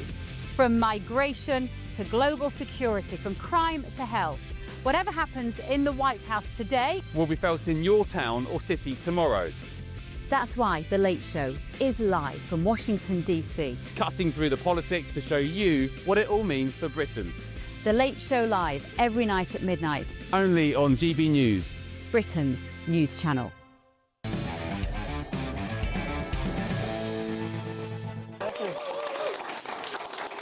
Welcome back to Free Speech Nation. Now, remember the unedifying spectacle of Israeli football fans being banned from attending Europa League clash with Aston Villa? It turns out that the evidence given to West Midlands Police by the Dutch authorities that led to the fans being banned has been contradicted by the Dutch authorities. So, after clashes on the streets of Amsterdam following a clash with Ajax in late 2024, that's what I've learned now, how to pronounce it, visiting the Maccabi Tel Aviv fans were classed as high risk, but now both the chief prosecutor and police chief in Amsterdam have challenged the findings, stating the Israeli team did not have a violent reputation. So, will we ever find out the truth from the West Midlands Police on whose advice this special example was made of the Israeli team? I am now joined by the political correspondent for the Jewish Chronicle, Lauren Bell-Cross. Welcome to the show, Lauren. Thank you for having me, Josh. This has been going on for about a month or so, 6 weeks. But this week, you uncovered the real information that was compiled by the Dutch authorities. Is that right? Yes. So I uncovered the Dutch authorities. What they do is after any incident, they produce something that's known as a statement of facts, which is objective, what exactly happened in Amsterdam with the Maccabi fans and with the locals. So whereas we were being told by West Midlands Police that the exclusive reason, the main reason that Maccabi fans were banned was because of these extreme hooliganism and very worrying, very concerning, very high-risk hooliganist elements within Maccabi Tel Aviv. Actually, what the Dutch report says, that in advance of the fixture, these fans were not considered high risk at all. One thing they said, that, you know, the fanaticism of some fans was because they like lighting flares. And that's not to say that the events in Amsterdam went completely without incident, but what was quite odd is a lot of the information seemed to be quite bizarre, because after the incidents in Amsterdam, the then Dutch Prime Minister cut home a trip of European leaders to go and address the crisis that's happening in his country. The Dutch king apologised to the President of Israel, saying, our country failed Jews in World War II, and we've done so again. So if it was the case that such senior Dutch politicians were apologising for the behaviour, for what went on in Amsterdam, why is it being painted by several politicians and also the police that it was exclusively a problem with the Israelis? Now, the statement of facts continued. It said that actually there were 59 arrests, 10 were Israeli, the remainder were Dutch. And some of the detail that was then put out in documents attributed to West Midlands Police said that there was an army of 600 or so Israeli hardcore fans that went out and committed unspeakable racist attacks. There was a mob of about 50 people, of about 1,000 fans, who did some vandalism. They tore down a flag. And actually, one particularly egregious example that was cited in a document linked to West Midlands Police that other publications have cited, saying that the Israeli fans chased a local and made him go in the canal. Actually, it was the reverse that happened there. It was an Israeli fan who was forced to say, oh, say free Palestine or we'll let you out, as well as countless other examples of what was called a Jew hunt by locals. It was a coordinated attack, as this document says, in black and white, saying they were people looking for confrontation with Maccabi fans. in the week before any Israeli fans had even turned up. So to try and blame it on the behaviour of these 50 fans or so, that's when you've got... And by the way, it should be said, it's not even about football. Like the Ajax fans and the Maccabi Tel Aviv fans, I believe they actually get on very well. This was local Arabs, taxi drivers, people who work in hotels, organising on WhatsApp, as you say, a Jew hunt in the days and weeks up to and I think the question for several GB News viewers and listeners might be wondering, like, well, why should we care about what happens in Amsterdam? Why is this of any relevance to us? The relevance is, are the police telling people in this country the truth? And I think GB News in particular has campaigned very strongly on two-tier policing, two-tier justice. If the police force, the police force in the second largest city in the United Kingdom cannot clearly and honestly say, this is why we took a decision. Why is it the decision that the Prime Minister has condemned, that the Home Secretary condemned, that the Culture Secretary condemned, why is this a decision that was taken by a small committee of 85 or so people, 2 of the 4 political people on which have kind of both got very kind of profoundly anti-Israel views? So have they made that decision purely on safety grounds when there have been other football teams with quite bad hooliganism problems? So Legia Warsaw, and I think they're playing a team from Switzerland. Again, quite bad hooliganism problems. They're allowed to come. So why is it that only the Israeli team has been made an example of? Is it because they cannot protect the streets that they are meant to do? Is that an issue? Or if not, why are we not being told the truth? If it is this hooliganism problem, can we have all the evidence that the Dutch authorities provided you with? And if not, why not? Because there is also this what I've seen a report, it was in the Daily Mail, that some of this information came from someone who was formerly a member of Hezbollah, which is a terrorist organisation. So we don't know if these two things, if West Midlands police are getting their intelligence sources from somebody with such nefarious connections, and of course the idea they're listening to it, acting upon it, and then possibly it seems like lying in terms of when they're coming to the public, and I believe they met up with the Jewish local community. There's only about 2,000 Jews in Birmingham, and supposedly said, this is why we've made this decision, because it's based on the Maccabi Tel Aviv fans' behaviour, when all of that is actually not true. And so let's talk about why they possibly have gone down this route. I'm going to say, I think it's because they were afraid that there was going to be a public safety concern, which was going to be the Jewish fans being attacked by local Islamists. That seems to be what it is. And if that is the case, then what we have is a police force giving in to local Muslim populations, Islamist populations, and choosing that over the rights of British Jewish fans who would have gone along to see. Now, that is terrifying, surely, for anyone of any ethnicity in this country, including moderate Muslims, by the way. Yeah. And look, I think for a lot of people, that will be their perception of events. Their perception will be that actually West Midlands police are too scared to deal with a confrontation in the street. And I think this is why a cross-party coalition of MPs and members of the House of Lords are saying to West Midlands Police, you need to release whatever correspondence you have had with the Dutch authorities, and including Steve McCabe, who is now Lord McCabe, the former MP for Birmingham Selly Oak and former Birmingham councillor, someone who has spent the best part of 30 years representing the city of Birmingham. He has now come out and said, if West Midlands Police can't deal with this in an adequate manner, there needs to be a proper independent inquiry into what on earth has gone on. And I think that is the basic issue here, is a question of truth.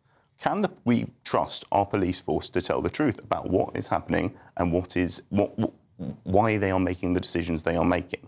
And if they are found to have made decisions with input from questionable groups or with questionable data, then that is a very, very serious matter indeed. Absolutely. Well, look, it sounds like this case isn't going to go anywhere, and we have to get to the bottom of it, really, for the country, I would argue. Anyway, ladies and gentlemen, big round of applause for Lauren L. Croft.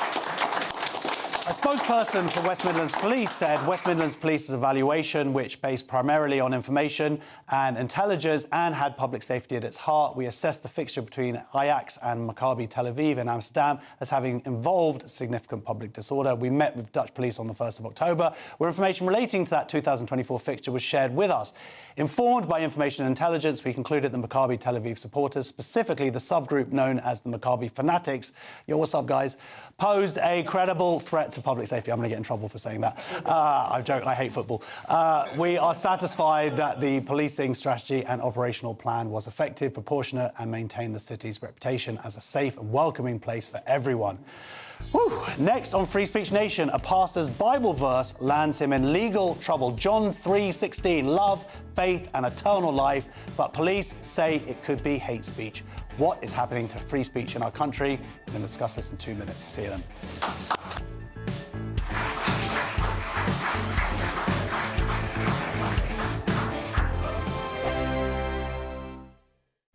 Britain's economy is at a crossroads. And this budget day, every decision counts. Taxes and rent to the cost of living. Whatever the outcome, the GB News family will be there with expert analysis breaking down what it means for you. Budget day, all day Wednesday. Only here on the People's Channel. Britain's news channel. GB News Breakfast. Every day from 6 a.m. Just went for an insurance check. You know, in our business, you have to have a check before you do any new program, so you don't drop down dead on the program. And it was all very relaxed, as always, chatting with the doctor and all that. And then he phoned me up the next day and said, well, it's slightly worrying. Your PSA is a bit high. I said, what does that mean? And he said, well, it measures the levels of the potential antigens for prostate cancer that you've got.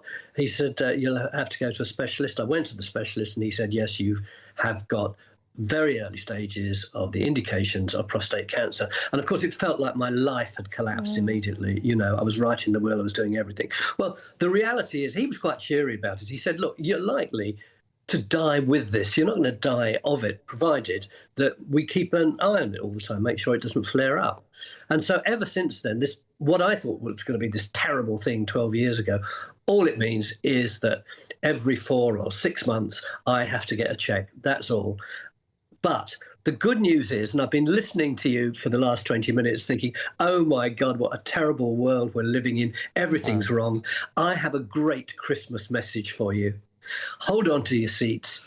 If you want to have a check for prostate cancer, you no longer have to have a finger up your bum. Yes!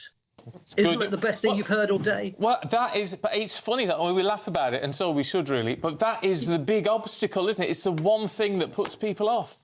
Yeah, well, it's gone. It's floated away. Those fingers have floated up to the heavens.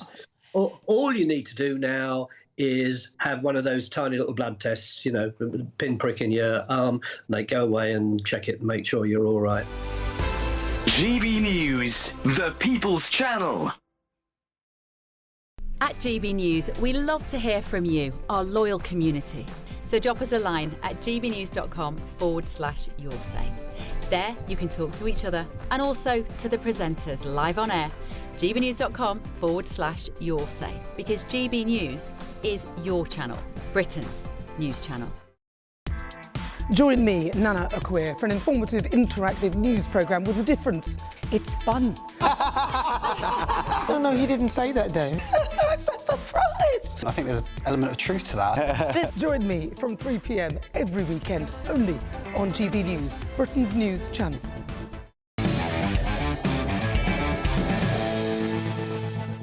Wonderful. Welcome back to Free Speech Nation. For God so loved the world that he gave his only son, that everyone who believes in him should not perish but have everlasting life. It is this Bible verse, John 3:16, that has landed a pastor in hot water with the law. Pastor Mick Fleming, a former gangland enforcer, I didn't realise that. No, I'm joking, I didn't know that. Now works with the homeless and destitute through his charity Church on the Street.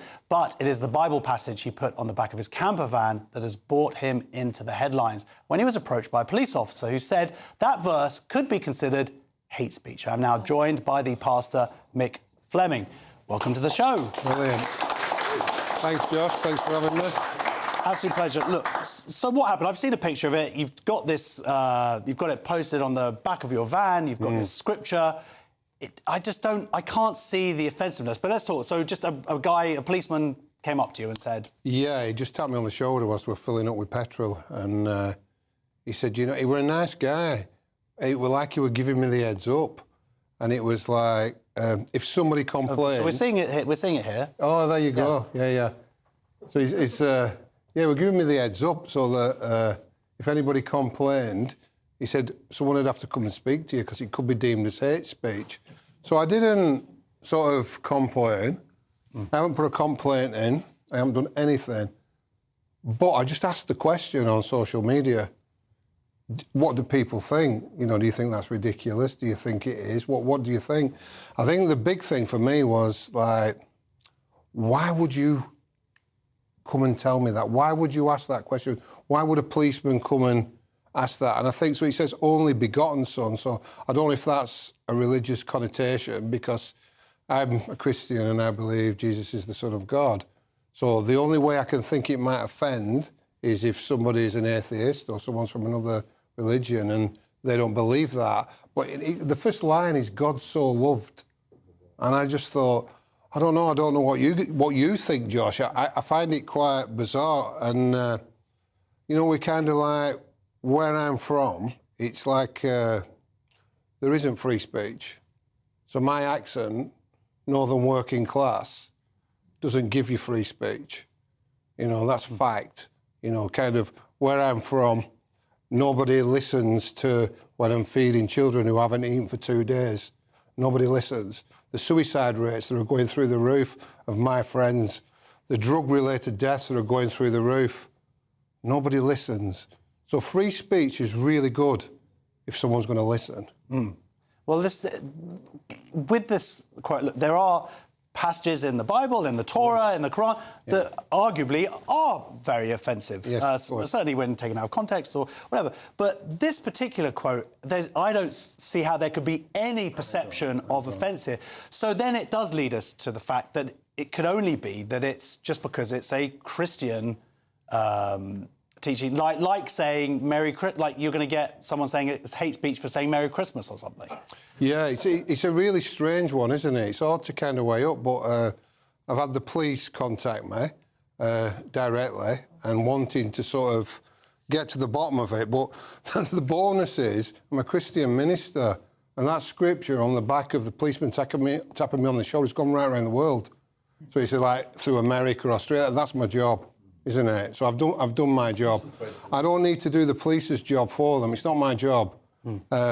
But I also had a message from Prevent, and this is where now they just said they would love to speak to me. What it's about, I don't know. They've never wanted to talk to me before, and I'm kind of like I'm led by my faith. I don't live in fear. But I kind of like, it's blown my mind. It's absolutely blown my mind. But you had, I mean, when police went into someone's home, and I remember they're looking and there was a comment that, oh, look, they've got a Douglas Murray book. So they must be extremists. So this idea that just to preach Christianity is somehow hate speech or extremism, or people get offended. Do you think this fits into a wider thing? Because we have had Christian preachers on before who are finding themselves coming into contact with the police for preaching in public and being shut down. Do you think there seems to be an intolerance, a growing intolerance in this country towards preaching Christianity? It's worse than that. So we work with Drug and Alcohol Services. We work with all the agencies, the NHS, everything. And we no longer, because we're faith-based, over the last couple of years, get to sit around them tables to get funding. We're not allowed to. We kind of we're ostracised. What, as a Christian organisation, As a Christian organisation, without a doubt, as a faith-based organisation, I would say, not particularly Christian. And I think that's the way society's going, or that's the way this government's going. But faith, of course, is a route to healing for many people, whichever faith it is, of course. It certainly is. I mean, we see huge transformations every day, you know, kind of in the work that we do. And that is directly from faith. Yeah, I'm assuming, I already know the answer to this, but I'm assuming this hasn't going to set you off or it's going to put you off really. I imagine you're still going out in your camper van proudly. Yeah. It's like it's not a fight. It's not a battle. You know, it's kind of more of a dance, and it's kind of like where I found, you know, kind of I'm doing the twist, and they're doing the okey-cokey, and what happens is people who are doing the twist end up getting hit when you're doing the okey-cokey, and they do the okey-cokey back. And you're kind of getting battered, aren't you? Well, I'm going to be honest with you. I don't understand that analogy. But as you are a former gangster, I'm going to let you have it. Thank you very much, ladies and gentlemen. Please, Pastor Mick Fleming. And thank you for joining us for Free Speech Nation. And thank you to my panel. Thank you to all of my brilliant guests this evening. And if you want to join us live in the studio, be part of our wonderful audience, who are wonderful clappers, of course, please go to gbnews.com/tickets. Stay tuned for the brilliant Alex Armstrong tonight. That is next. And thank you very much for watching Free Speech Nation. Goodbye.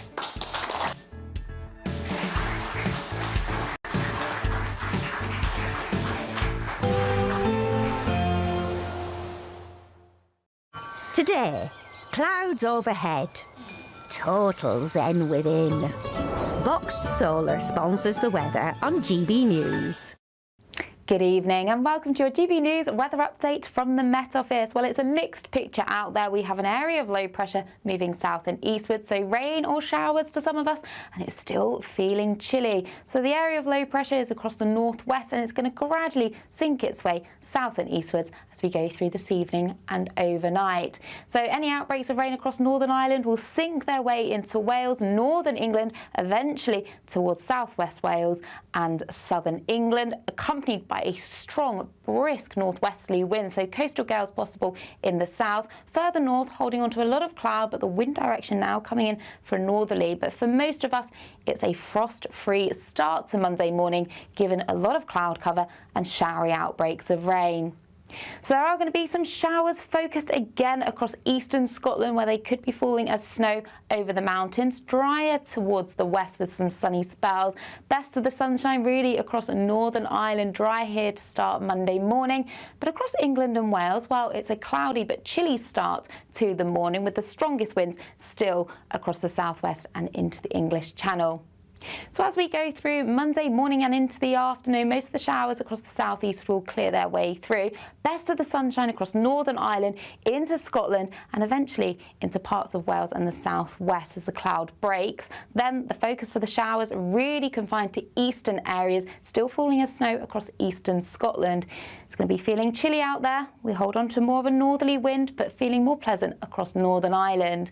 That leads to a cold start to Tuesday morning, especially in the west, but we actually have a ridge of higher pressure. So for most on Tuesday, it's largely fine and settled. A few showers still running down the eastern coast. Now, as we go Wednesday into Thursday, it's actually turning milder and more unsettled after a cold start.